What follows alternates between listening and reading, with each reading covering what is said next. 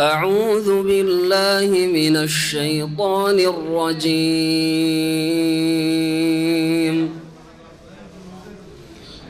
وإلى مدين أخاهم شعيبا قال يا قوم اعبدوا الله ما لكم من إله غيره ولا تنقصوا المكيال والميزان إني أراكم بخير وإني أخاف عليكم عذاب يوم محيط. ويا قوم أوفوا المكيال والميزان بالقسط ولا تبخسوا الناس أشياءهم ولا تعثوا في الأرض مفسدين. بقية الله خير لكم إن كنتم مؤمنين وما أنا عليكم بحفيظ. قالوا يا شعيب أصلاتك تأمرك أن نترك ما يعبد آباؤنا قالوا يا شعيب أصلاتك تأمرك أن نترك ما يعبد آباؤنا أو أن نفعل في أموالنا ما نشاء إنك لأنت الحليم الرشيد. قال يا قوم أرأيتم إن كنت على بينة من ربي ورزقني منه رزقا حسنا وما أريد أن أخالفكم إلى ما أنهاكم عنه إن أريد إلا الإصلاح ما استطعت وما توفيقي إلا بالله عليه توكلت وإليه أنيب. ويا قوم لا يجرمنكم شقاقي أن يصيبكم مثل ما أصاب قوم نوح ويا قوم لا يجرمنكم شقاقي أن يصيبكم مثل ما أصاب قوم نوح أو قوم هود أو قوم صالح وما قوم لوط منكم ببعيد. واستغفروا ربكم ثم توبوا إليه إن ربي رحيم ودود. قالوا يا شعيب ما نفقه كثيرا مما تقول وإنا لنراك فينا ضعيفا ولولا رهطك لرجمناك وما أنت علينا بعزيز. قال يا قوم أرهطي أعز عليكم من الله واتخذتموه وراءكم ظهريا إن ربي بما تعملون محيط. ويا قوم اعملوا على مكانتكم إني عامل سوف تعلمون من تكون له سوف تعلمون من يأتيه عذاب يخزيه ومن هو كاذب وارتقبوا إني معكم رقيب. ولما جاء أمرنا نجينا شعيبا والذين آمنوا معه برحمة منا وأخذت الذين ظلموا الصيحة فأصبحوا في ديارهم جاثمين كأن لم يغنوا فيها ألا بعدا لمدين كما بعدت ثمود ولقد أرسلنا موسى بآياتنا وسلطان مبين إلى فرعون وملئه فاتبعوا أمر فرعون وما أمر فرعون برشيد يقدم قومه يوم القيامة فأوردهم النار وبئس الورد المورود وأتبعناهم في هذه لعنة ويوم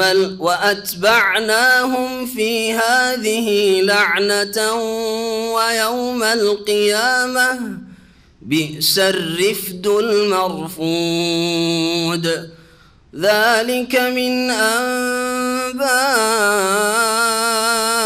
القرى نقصه عليك منها قائم وحصيد وما ظلمناهم ولكن ظلموا أنفسهم فما أغنت عنهم آلهتهم التي يدعون من دون الله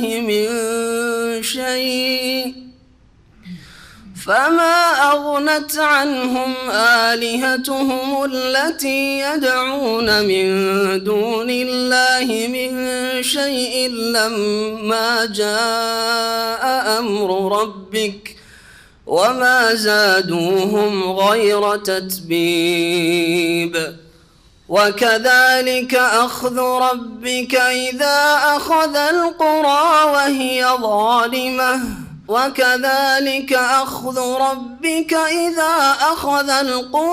وهي ظالمة إن أخذه أليم شديد. السلام عليكم ورحمة الله وبركاته. الحمد لله رب العالمين والصلاة والسلام على سيد المرسلين نبينا محمد وعلى آله وصحبه أجمعين أما بعد فأعوذ بالله من الشيطان الرجيم وإلى مدين أخاهم شعيبا قال يا قوم اعبدوا الله ما لكم من إله غيره ولا تنقصوا المكيال والميزان إني أراكم بخير ওয়াইন্নী আখাফু আলাইকুম আযাবা ইয়াউমিন মুহিত। মহান আল্লাহর সমস্ত প্রশংসা যে আল্লাহ পাক রব্বুল আলামিন আমাদের সৃষ্টি করেছেন এবং আমাদেরকে হেদায়েত দান করেছেন। সে আল্লাহ পাকের যাবতীয় প্রশংসা যে আল্লাহ পাক রব্বুল আলামিন আমাদের হেদায়েতের উদ্দেশ্যে আল কোরআনুল করিম নাজিল করেছেন। কোরআনে করিমের যারা যত ভালো করে জীবনের প্রতিটি ক্ষেত্রে বাস্তবায়নের জন্য চেষ্টা করবে আল্লাহ তত বেশি তাদেরকে দুনিয়া এবং আখিরাতের নেয়ামত দান করবেন, নিরাপত্তা দান করবেন, সার্বিক কল্যাণ দান করবেন। আর যারা যত বেশি কোরআনে কারীম থেকে দূরে হয়েছে তাদেরকে আল্লাহ রাব্বুল আলামিন দুনিয়া এবং আখিরাতে অভিশাপ করেছেন, লানত করেছেন, তার রহমত থেকে দূরে করেছেন। আমাদের তাফসীর হবে সূরা হুদ থেকে। সূরা হুদের আয়াত নম্বর 84 থেকে আজকে তাফসীর শুরু করব। আয়াত নম্বর 84 থেকে শুরু করে কয়েকটি আয়াতে মহান আল্লাহ শুআয়ব আলাইহিস সালাম যে আল্লাহর নবী ছিলেন আর মাদিয়ান শহরের উদ্দেশ্যে তাকে মাদিয়ান শহরের উদ্দেশ্যে শুআয়ব আলাইহিস সালামকে নবী করে পাঠানো হয়েছিল তাদের হেদায়েতের উদ্দেশ্যে। আর তার সাথে সাথে কোরআনে কারীমের অন্য আয়াতে রয়েছে আসহাবুল আইকার জন্য আল্লাহ পাক রব্বুল আলামিন শুআয়বকে পাঠিয়েছিলেন। আসহাবুল আইকা এই সম্পর্কে এর আগে যে আমাদের ধারাবাহিক তাফসীর চলছে তাতে বলেছিলাম, যারা নিয়মিত আসেন আশা করি মনে আছে, যে হয় আসহাবুল আইকা মানে জঙ্গলের অধিবাসীরা, আইকাতুন মানে জঙ্গল, জঙ্গলের অধিবাসী মানে এই মাদিয়ানের লোক, এই এলাকায় গাছপালা খুব বেশি ছিল, হ্যাঁ, সেজন্য বলা হয়েছে, আর না হইলে মাদিয়ান শহরের লোকদের জন্য পাঠিয়েছিলেন আল্লাহ নবী করে তাকে, আর তার সাথে সাথে এই আল আইকা জঙ্গল এলাকাটি মাদিয়ান শহরের আশেপাশেই ছিল, যে এলাকাও তার দাওয়াতের আওতাভুক্ত ছিল, মানে তাদেরও হেদায়েতের জন্য আল্লাহ পাক রব্বুল আলামিন শুআয়ব আলাইহিস সালামকে পাঠিয়েছিলেন। তার দাওয়াতের মূল বিষয় ছিল তৌহিদ, আল্লাহর একত্ব, লা ইলাহা ইল্লাল্লাহ উবুদুল্লাহ। আল্লাহ পাক বলছেন মা লাকুম মিন ইলাহিন গায়রুহ, এর মানে হচ্ছে লা ইলাহা ইল্লাল্লাহ। এটি ছিল সমস্ত আম্বিয়া রসুলগণের দাওয়াতের এক নম্বর বিষয়, মৌলিক বিষয়, আসাস, ভিত। এইখান থেকেই সমস্ত নবী রসুলগণ নিজের দাওয়াত শুরু করেছেন। কারণ সবচেয়ে বড় হক আল্লাহ রাব্বুল আলামিনের হচ্ছে তার ইবাদত করা, আর সবচাইতে বড় জুলম আর সবচাইতে বড় অপরাধ হচ্ছে আল্লাহর সাথে কোনো কিছুকে শরীক করা, আল্লাহর সাথে কুফরি করা। 2 নম্বর যে দাওয়াতের গুরুত্বপূর্ণ বিষয় ছিল শুআয়ব আলাইহিস সালামের দাওয়াতে, সেটা হচ্ছে মানুষের হক নষ্ট না করা। মানুষের হক বিভিন্নভাবে, বহু রকমভাবে মানুষ নষ্ট করে থাকে। তার মধ্যে একটি হচ্ছে যার যে প্রাপ্য না দেওয়া, দেওয়ার সময় কম দেওয়া আর নেওয়ার সময় বেশি করে নেওয়া।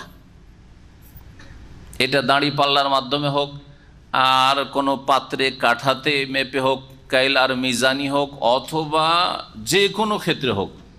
যেমন আমরা কাজকর্ম করি, কেউ কাজ করায় আর কেউ কাজ করে। কাজ যারা করায় তারাও অনেক সময় জুলুম করে, আর যারা কাজ করে কর্মচারী তারাও অনেক সময় জুলুম করে, এই ক্ষেত্রে মানুষের হক নষ্ট করে। এই বিষয়গুলিও এই আয়াতগুলির বা শুআয়ব আলাইহিস সালামের যে দাওয়াত, আর এটা সমস্ত নবী রাসূলগণের দাওয়াত, কারণ এগুলি হচ্ছে মৌলিক নীতিমালা যে কেউ কারোর উপরে জুলুম করবেন না। লা দারারা ওয়ালা দিরারা, নবী করিম সাল্লাল্লাহু আলাইহি সাল্লামের হাদিসে একটি কায়দা রয়েছে, নীতিমালা। আপনারও কেউ ক্ষতি করবেন না, আর এর ইসলামে কোনো অবকাশ নেই, আর আপনিও কারো ক্ষতি করবেন না। তো কাজ নিতে গিয়ে যারা মালিক অনেক সময় বেশি কাজ নেয়, পরিশ্রম বেশি করায়, প্রাপ্য কম দেয়। প্রাপ্য দেওয়ার সময় বাকি, বেতন 2-4 মাস 6 মাস বাকি, বা যে চুক্তি হয়েছিল সেই চুক্তি মোতাবেক চলে না, এরকম জুলুম করে থাকে। দেশে হোক আর বিদেশে হোক, আমার কথাগুলি শুধু আপনারা প্রবাসে আছেন আপনাদের জন্য না, সারা বিশ্বের সমস্ত মানুষের জন্য, আর বিশেষ করে সমস্ত মুসলিমের জন্য।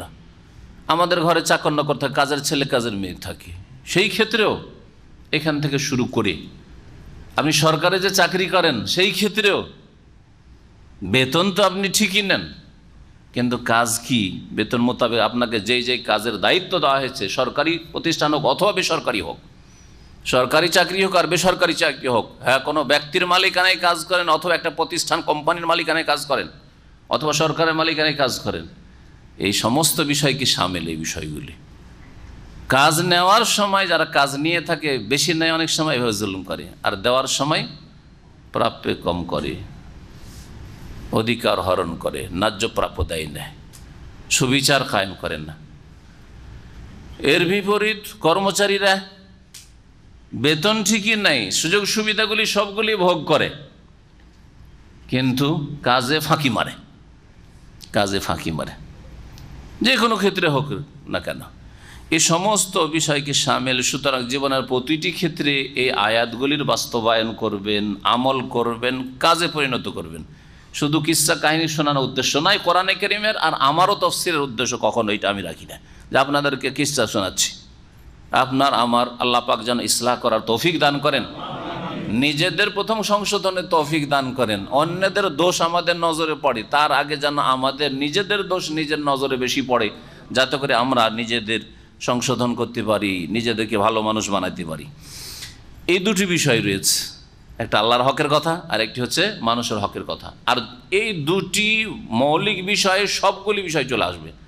আল্লাহর হকের ক্ষেত্রে যত ইবাদত বন্দেগী রয়েছে, আল্লাহর তাওহীদের বিষয় হোক, আর সালাতের বিষয় হোক, আর যাকাতের বিষয় হোক, সিয়াম রোজার বিষয় হোক, আর হজের বিষয় হোক, আর হেজাব পর্দার বিষয় হোক, আর যে কোনো বিষয় হোক না কেন, এরকম যে কোনো নেকির কাজ যেগুলি আল্লাহ করতে বলেছেন, যে ভালো কথা বলতে বলেছেন, ভালো কাজ করতে বলেছেন, আর সমস্ত অবাধ্যতা থেকে, নাফরমানি থেকে বেঁচে থাকে আল্লাহ পাক রব্বুল আলামিন। মানুষের হকের ক্ষেত্রে একটি এই বিষয় বলে সমস্ত বিষয় শামিল, কোনো মানুষের হক নষ্ট করবেন না, কোনো আল্লাহর হক নষ্ট করবেন না।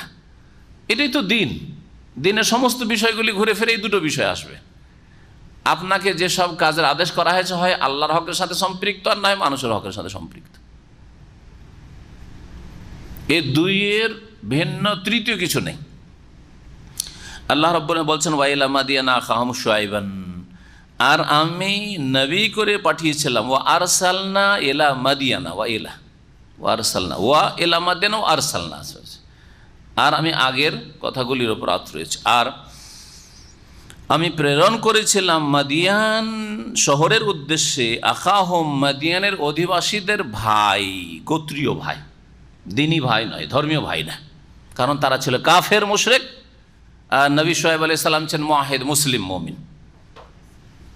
আখাহুম তাদের ভাই মানে তাদের বংশীয় ভাই, তাদের বংশীয় ভাই শুআইবকে পাঠিয়েছিলাম নবী করে। কালা, আর তিনি দাওয়াত দিয়ে বলেছিলেন, ইয়া কওমে, হে আমার সম্প্রদায়, উবুদুল্লাহ, আল্লাহর ইবাদত করো তোমরা, মা লাকুম মিন ইলাহিন গায়রুহ, তোমাদের কোনো সত্য উপাস্য নেই, গায়রুহু, তাঁর ছাড়া। এই দুটি কথাতে ইতিবাচক আর নেতিবাচক বলা হয়েছে। যেমন লা ইলাহা ইল্লাল্লাহ, লা ইলাহা নেগেটিভ, যে আল্লাহ ছাড়া অন্যগুলোকে বাতিল করো, মগজ থেকে বের করো, কাজকর্ম থেকে শিরকি কাজকর্ম কথা বের করো। ইল্লাল্লাহ, আর আল্লাহ পাকের ইবাদত বন্দেগী প্রতিষ্ঠা করো, এটা হচ্ছে ইতিবাচক। ঠিক তেমনি উবুদুল্লাহ, এটা হচ্ছে ইতিবাচক, পজিটিভ। আল্লাহর ইবাদত করুন, নামাজি হন, বেনামাজি মুসলিম। আর সহি আকীদার দাবি করেন না, আপনার সহি আকীদা কোথায়? আপনি তো আল্লাহর ইবাদতই করেন না, নামাজই পড়েন না। খালি কবর মাজার পূজার থেকে মুক্ত হয়ে এক শ্রেণীর লোকেরা মনে করে যে আমরা জান্নাতের রাস্তায় আছি, অথচ নামাজ পড়ে না। আবার লজ্জাও লাগে না এই শ্রেণীর বেনামাজিকে আহলে হাদিস বলে পরিচয় দিত, হ্যাঁ, সহি আকীদার লোক বলে পরিচয় দিত। নির্লজ্জ এরা এই অধিকার রাখে না যে আহলে হাদিস বলে পরিচয় দেবে। আহলে হাদিস বলে ওরাই পরিচয় দেবে যারা আকীদাতে বিশ্বাসও আহলে হাদিস, ইবাদত বন্দেগী তো আহলে হাদিস, মানুষের হকের ক্ষেত্রে আহলে হাদিস হওয়ার চেষ্টা করে, কোরআন এবং হাদিস অনুসরণের চেষ্টা করে। তাদের অধিকার রয়েছে আহলে হাদিস বলে পরিচয় দেওয়া, তাদের অধিকার রয়েছে সালাফি বলে পরিচয় দেওয়ার, কারণ তারা সালাফে সালেহিন, সাহাবায়ে কেরাম, তাবিঈন, তাবা তাবিঈন, তাদের অনুসরণ করে। আইম্মা আরবা, চারজন ইমামেরই অনুসরণ করে, একজনকে ধরে বসে না অন্ধভাবে। সমস্ত আইম্মা, এছাড়াও বহু আইম্মা কেরামরা রয়েছেন, মুহাদ্দিসিন ও ফুকাহা, তাদের সকলের অনুসরণ করে ভালো কাজে, ভালো কথায়। উবুদুল্লাহ ইতিবাচক, আল্লাহর ইবাদত তাহলে করতে হবে।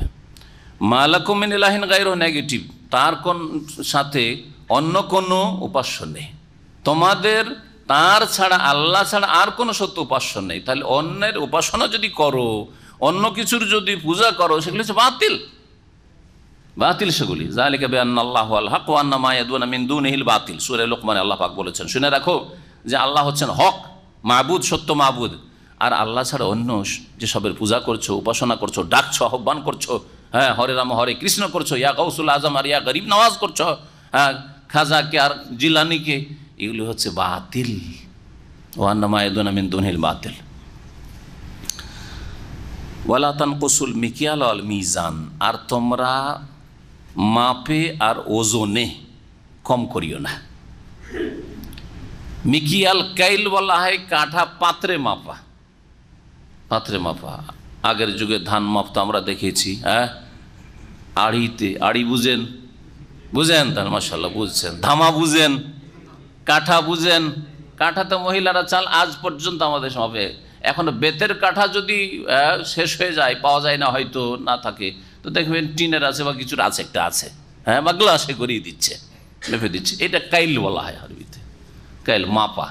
খাদ্যদ্রব্য সাধারণত নবী সাল্লাল্লাহু আলাইহি ওয়াসাল্লামের জামানায় দাঁড়িয়ে পাল্লা ওজন হতো না, আজকাল সব কিছু দাঁড়িয়ে পাল্লা, স্বর্ণ চাঁদি হীরা মণিমুক্তা থেকে শুরু করে আর ধান চাল শাক সবজি সব কিছু ওজন, ওজন, ওজন, দাঁড়িয়ে পাল্লা না, দাঁড়িয়ে পাল্লা ওজন হইতো না সব।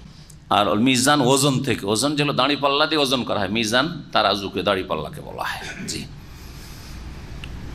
তো তোমরা দাঁড়িয়েও মারবে না, হ্যাঁ, দাঁড়িয়ে মারা দুই রকম হয়ে থাকে। হ্যাঁ, এক হচ্ছে নেওয়ার সময় বেশি করে, যখন আপনি নিচ্ছেন, কিনে নিচ্ছেন কারো কাছে বেশি বেশি করে ঝুঁকিয়ে নিচ্ছেন একবারে। আর যদি আপনি কাঠাতে মাপেন, আড়ি এসব পাত্রে মাপেন, তো একবারে খাড়া করে নিচ্ছেন। আর যখন দিচ্ছেন বরাবর করে নামিয়ে নামিয়ে ফেলছেন, যে বরাবর কোন রকম বরাবর করে দেন, একটু কম দেওয়ার চেষ্টা। 5 কিলো চাউল কিনে দেখেছি, আধা কিলো থেকে 1 কিলো কমে যায়। এককালে ছোটকালে বাজারে গিয়েছি, দেখেছি চাউল কিলো 5 কিলো কিলো, বাড়ি গিয়ে মাপলে 4 কিলো থেকে 4.5 কিলো হয়। 4.5 কিলো খুব বেশি যদি হয়, তাহলে কিভাবে দাঁড়িয়ে মারে চিন্তা করেন। তারপরে মজার কথা, ভিজিয়ে নিয়ে আসে।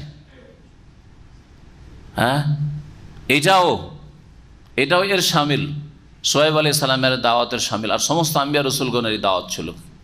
জুলুম করে না, হ্যাঁ, ভিজিয়ে নিয়ে আসেন। পাট বিক্রি করতে যে পাটে পানি ঢালছে, পানি ছিটাচ্ছে, পাটের গাঁট বাঁধার সময় পানি ছিটিয়ে ছিটিয়ে ভিজাচ্ছে, কারণ আজকে আসবে কেনার জন্য আসবে।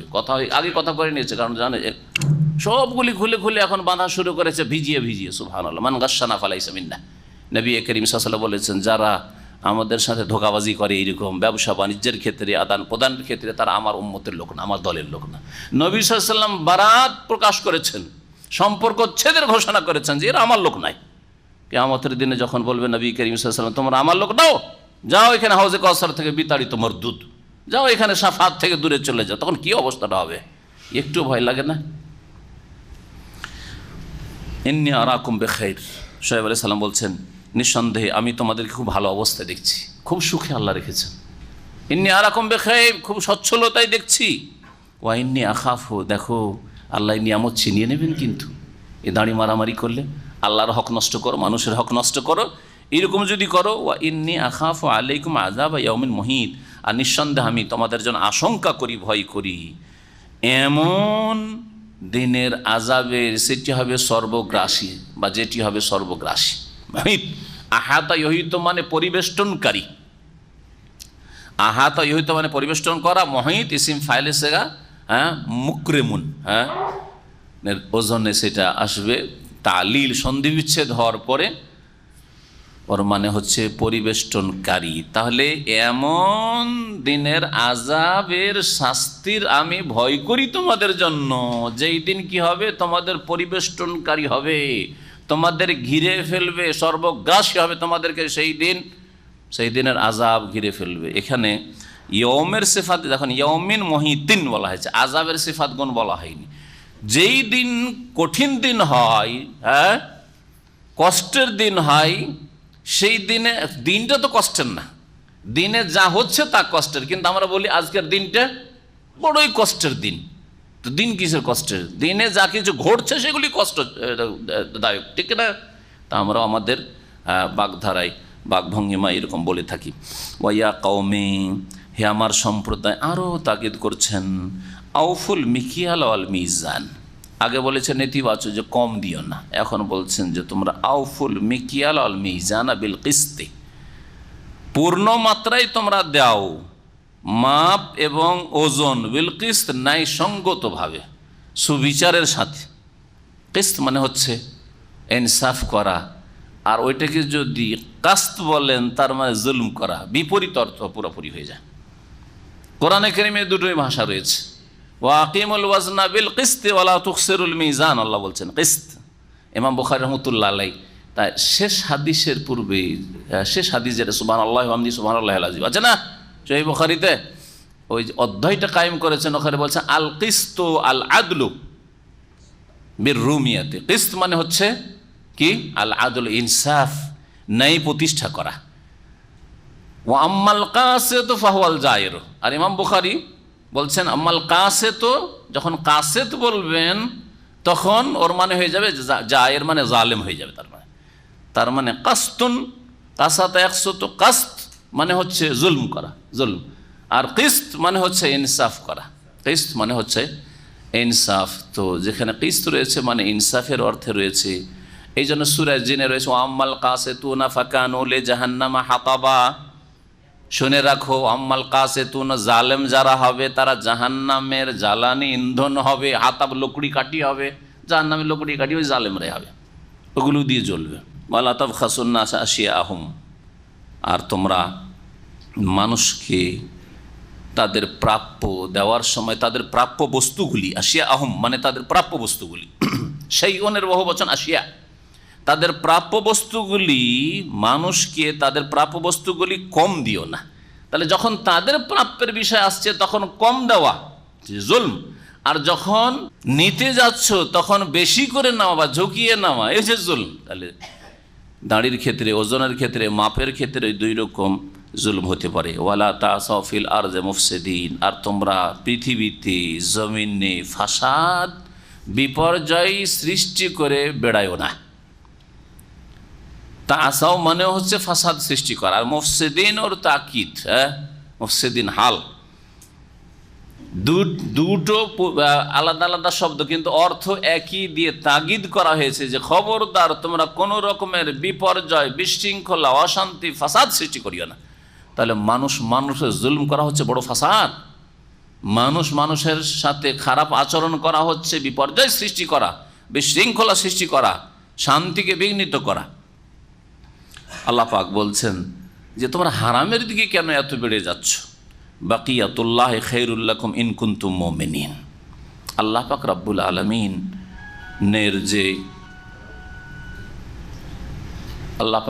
আলামিনের যে অবশিষ্ট নিয়ামত রয়েছে, বাকিয়াতুন মানে অবশিষ্ট, আল্লাহ পাক রব্বুল আলামিনের অবশিষ্ট নিয়ামত মানে কি? এর তাফসীর হচ্ছে আসল মুনাফা, আরবাহ আরবিতে বলা হয়, আজকালকার আরবিতে, যে আপনি ব্যবসা করে যেটা আসল লাভ হইল, বৈধ পন্থায় হালালভাবে, সেটাই তোমাদের জন্য কল্যাণকর, কারণ সেটা হালাল রুজি, আর হালাল রুজিতে বরকত আছে, সেটা স্থায়ী হয়। আর হারাম পয়সা স্থায়ী হয় না, হারাম পয়সা স্থায়ী হয় না। হারাম পয়সা অনেক অঙ্কে আসে, কিন্তু কোন দিক দিয়ে যে বেরিয়ে যায় বালা মুসিবত আর বিপদ আপদে, যা আপনি হদিশ পাবেন না যে কোথায় গেল।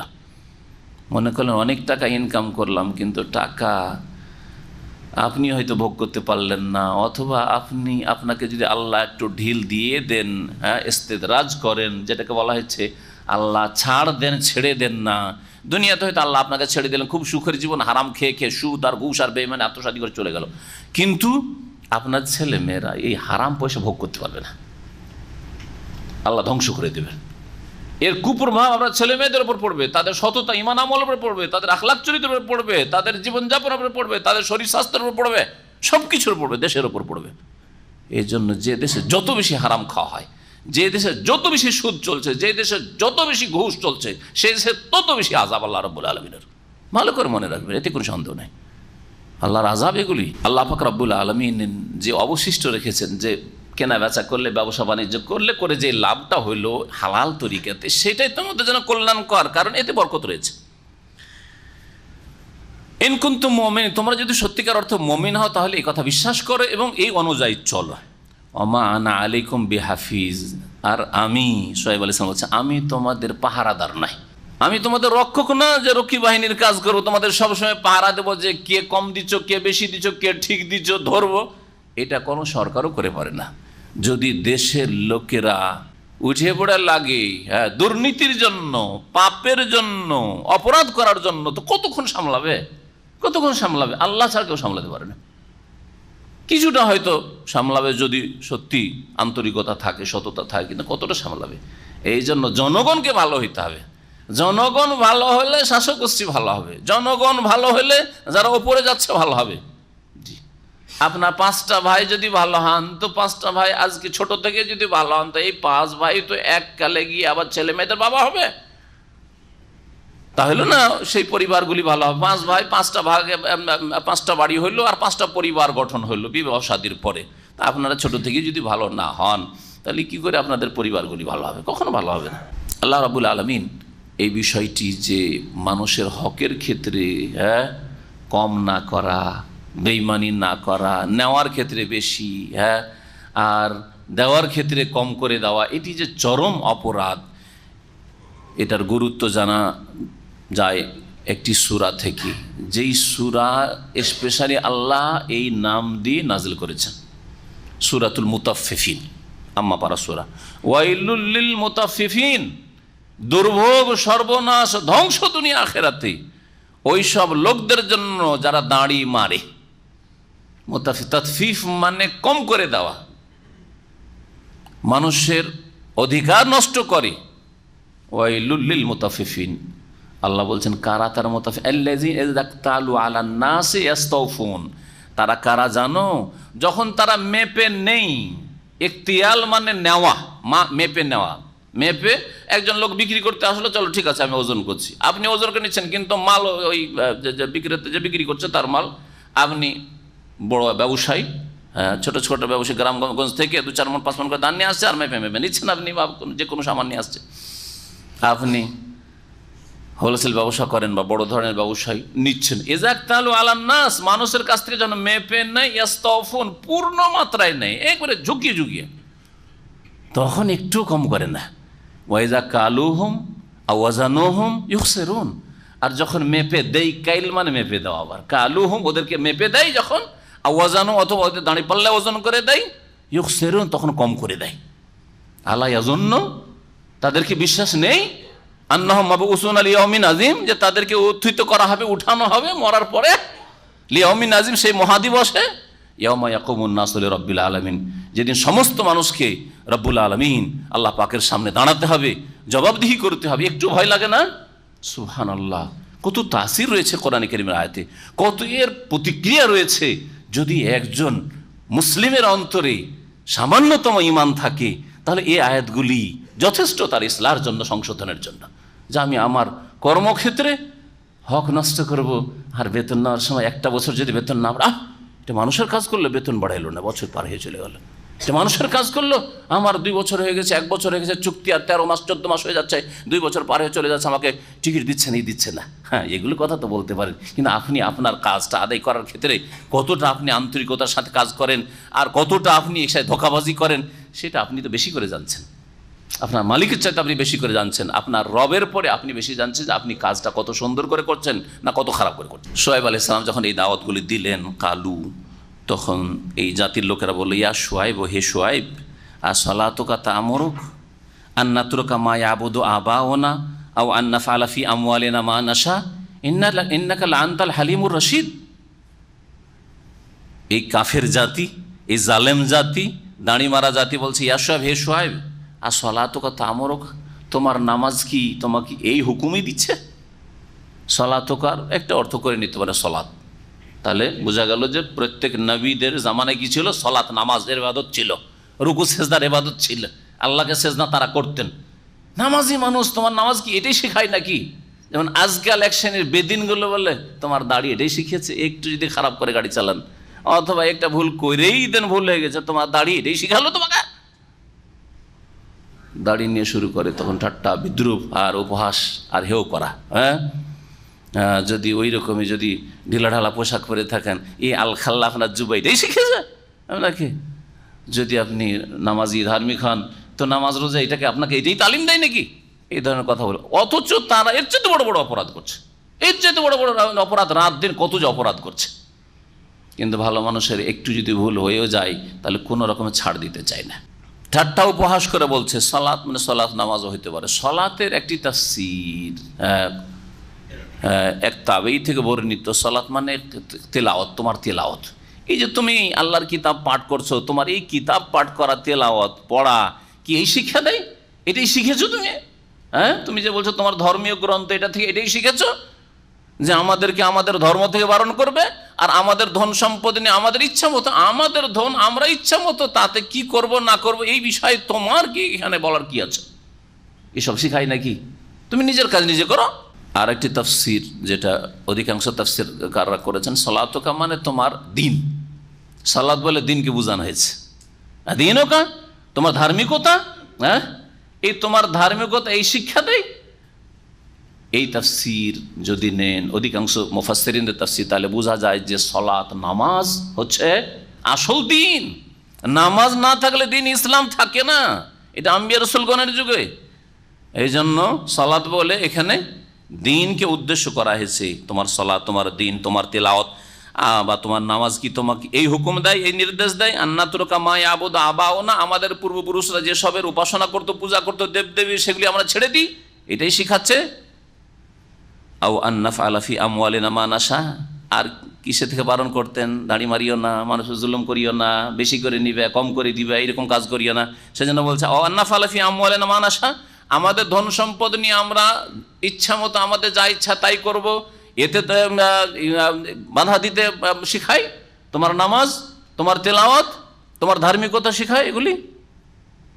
একটি তাফসীর হচ্ছে যে আমরা ওজন করে কি দেব নেব এগুলোর ক্ষেত্রে এগুলো শিখায় নাকি তোমার ধর্মকর্ম, এটা একটা তাফসীর। আর তাফসীরকাররা অনেকেই বলেছেন যে এখানে আমাদের ধন সম্পদে আমরা আমাদের ইচ্ছা মতো কাজ করব, এতে বাধা দিতে শিখায়, মানে যাকাতের কথা বলতেন শোয়েব আলাইহিস সালাম।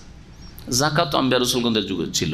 ওয়াউসানি বিসসালাতি ওয়াজ যাকাতে মা দুমতু হাইয়া, ঈসা আলাইহিস সালাম বলছেন না, আমাকে আল্লাহ নির্দেশ দিয়েছেন সালাতের, নামাজের আর যাকাতের, মা দুমতু হাইয়া, যতদিন আমি বেঁচে থাকবো। যখন শোয়েব আলাইহিস সালাম যাকাত দিতে বলতেন তখন আরে আমাদের ধন সম্পদ আমরা ইনকাম করি, আর তুমি ট্যাক্স লাগাইতে কোত্থেকে এসছো? এই যাকাত দিতে হবে? আজকাল অনেক মুসলিম নিজের ধন সম্পদে যাকাত দিতে গিয়ে মনে করে যাকাতটাও ট্যাক্স। আর এই ভুল ধারণার গুমরাহির কারণে অনেকে ফতোয়া জিজ্ঞেস করে যে শেখ কত যে ফতোয়া আমার কাছে এসে, শেখ আমাদের দেশগুলি তো টাকা পয়সার ইনকাম ট্যাক্স নিচ্ছে, তো ইনকাম ট্যাক্সে কি যাকাতটা কাট? জালেম জুলুম করে, জালেম যদি শাসক যদি ইনকাম ট্যাক্স নেয়, সেই জন্য আপনার যাকাতটা ইনকাম ট্যাক্সে সরকারকে দিয়ে দিবেন আর গরিবকে বঞ্চিত রেখে দিবেন। কি গুমরাহি চিন্তা করেন? তার মানে যাকাতটাও ট্যাক্স আল্লাহর তরফ থেকে, আর ইনকাম ট্যাক্স হচ্ছে সরকারের তরফ থেকে। তো আল্লাহর যেটা ট্যাক্স ওইটাকে দিয়ে দেবো সরকারকে, নাউজুবিল্লাহ। অথচ যাকাত হচ্ছে ইবাদত, যাকাত ট্যাক্স নয়, যাকাত হচ্ছে ইবাদত।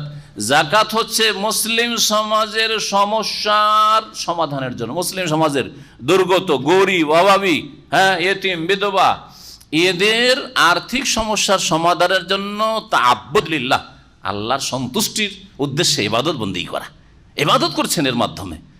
আর ইনকাম ট্যাক্স ইবাদত না। ট্যাক্স যে মানুষ লাগায় মানুষের ওপর, এটা হচ্ছে জুলম।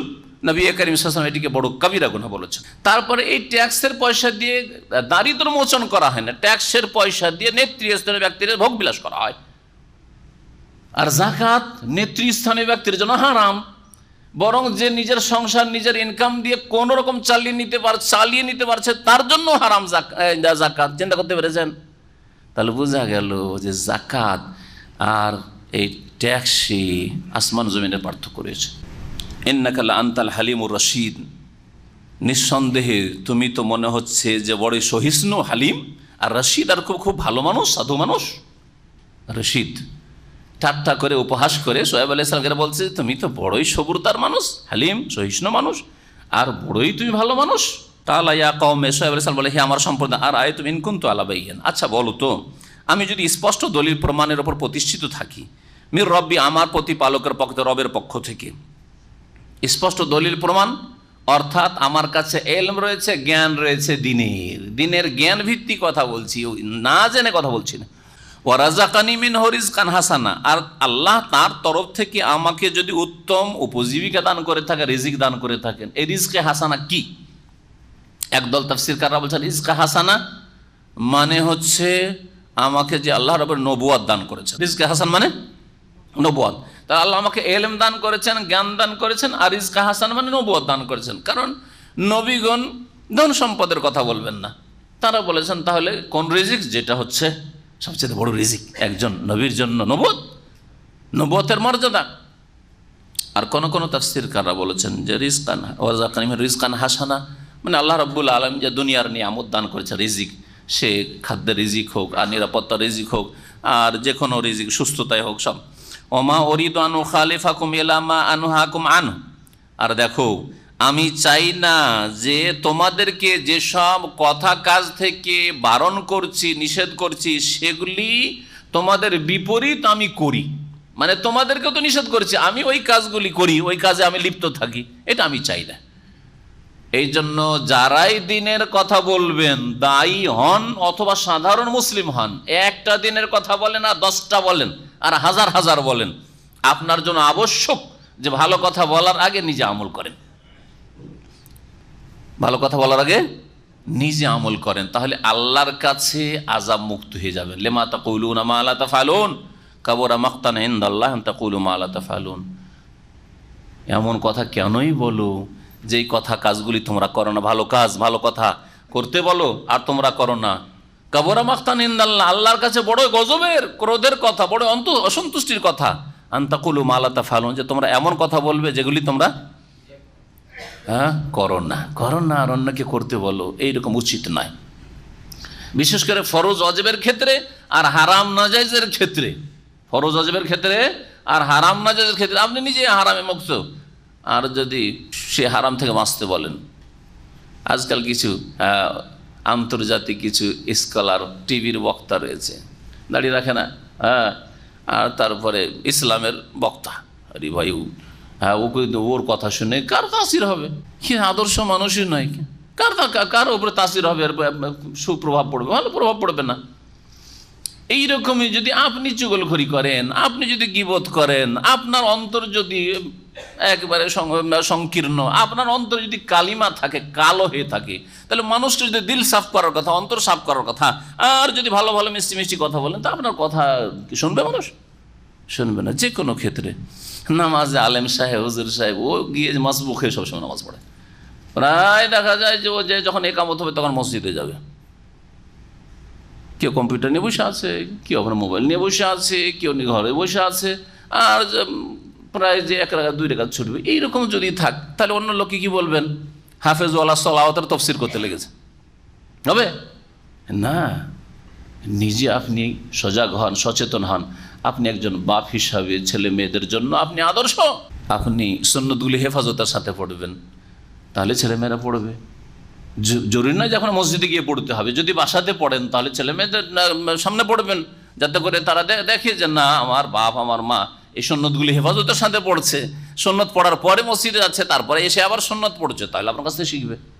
কিন্তু আপনি সুন্নতগুলি ছেড়েই দিলেন, তো ছেড়েই দিলেন আপনি, তাহলে কি শিখবে আপনার কাছ থেকে? আর মুস্তাহাব কাজ, সুন্নত কাজগুল ক্ষেত্রে উত্তম হচ্ছে যে যখন বলছেন তখন ওই কাজটা আপনিও করার চেষ্টা করেন। জরুরি নয় যে আপনাকে তাহাজ্জুদ পড়তে হবে, তাহলে তাহাজ্জুদের কথা কাউকে বলতে পারে। হয়তো আপনি পারছেন না তাহাজ্জুদ পড়তে, আপনার কাজকর্মের ব্যস্ততার কারণে, ডিউটির কারণে, বা যে কোনো কারণে, শরীর স্বাস্থ্যের কারণে পড়তে পারছেন না, কিন্তু অন্যরা পারবে, আলহামদুলিল্লাহ, তাদেরকে উৎসাহিত করছেন, কোনো দোষের কথা নাই।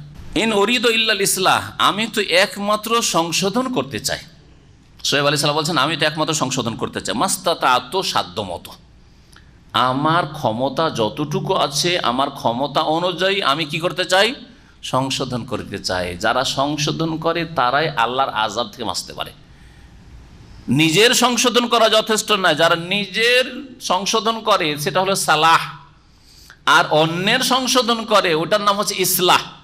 দুটোই যদি করতে পারেন তাহলে আল্লাহর আযাব থেকে বাঁচতে পারবেন। আসমানি আযাব, জমিনি আযাব, আর নিরাপত্তাহীনতার আযাব, আর বহু রকমের যে আযাব রয়েছে, বাঁচতে পারবেন। সুতরাং যে কোনো দেশে, যে কোনো সমাজে আল আমরু বিল মারুফ ওয়ান নাহি আনিল মুনকার, ভালো কাজের নির্দেশ আর অন্যায় কাজে বাধা যদি থাকে, তো আল্লাহর আযাব গজব থেকে বাঁচতে পারবেন, আর না হলে বাঁচতে পারবেন না।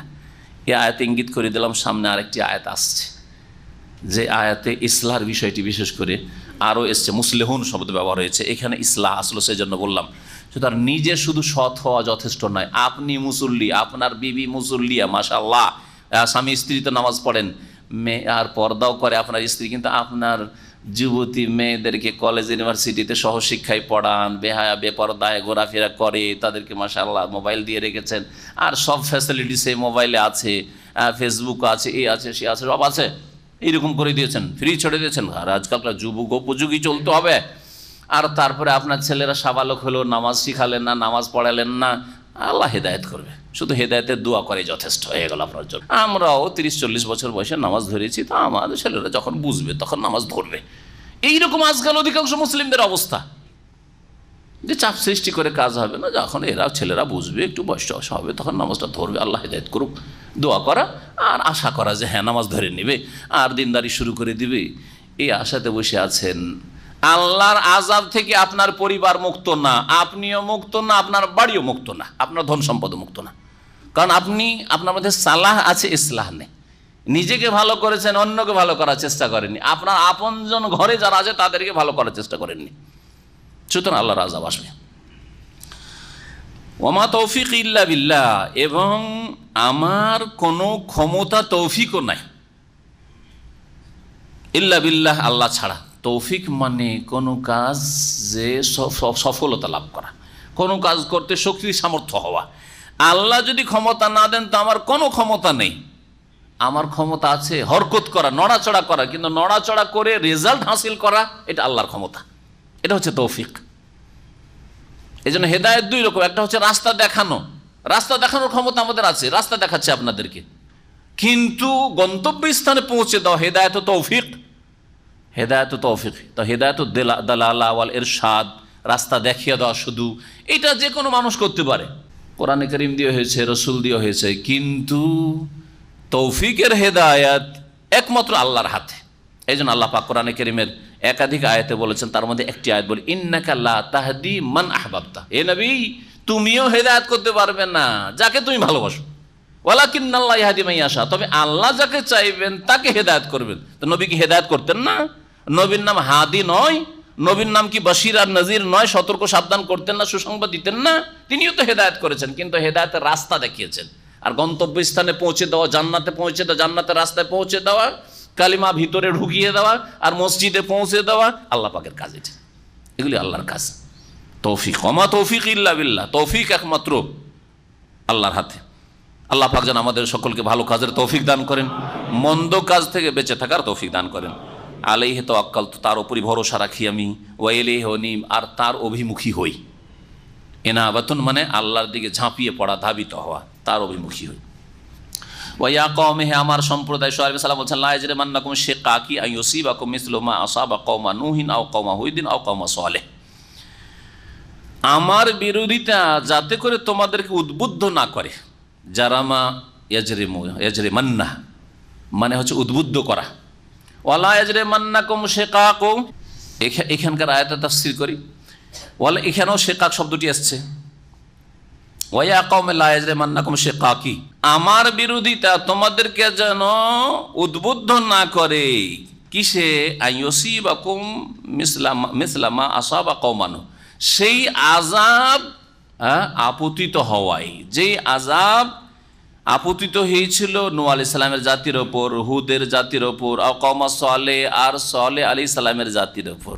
সালেহ আলাইহিস সালামের জাতির নাম সামুদ, হুদ আলাইহিস সালামের জাতির নাম আদ। তাহলে নূহ আলাইহিস সালামের জাতি আর তারপরে এই আদ জাতি, সামুদ জাতি, এসব জাতির ওপর যে আযাব এসেছিল, সেই আযাব যেন আমার বিরোধিতা করে তোমাদের উপর না আসে। আমার বিরোধিতা তোমাদেরকে যেন এইরকম তোমাদের অনিষ্টে উদ্বুদ্ধ না করে, তোমাদেরই ক্ষতি করবে তোমরা। ওমা কওমু লূতিম মিনকুম বিবাঈদ, এবং লূত আলাইহিস সালামের জাতি তোমাদের থেকে দূরে নয় হে মক্কার লোকেরা। এখানে মক্কার লোকদেরকে আল্লাহ কোরআনে সম্বোধন, ওমা কওমু লূতিম মিনকুম বিবাঈদ। অথবা যদি শুআয়ব আলাইহিস সালামের কথাও বলা হয়, একজন মক্কার লোকেরা যখন ব্যবসায় যেত শাম দেশে, তখন লূত আলাইহিস সালামের জাতির ওখান দিয়ে যেত। ওমা হিয়া মিনাজ জালিমিনা বিবাঈদ, ওই আয়াতে বলা হয়েছে ওই কথা।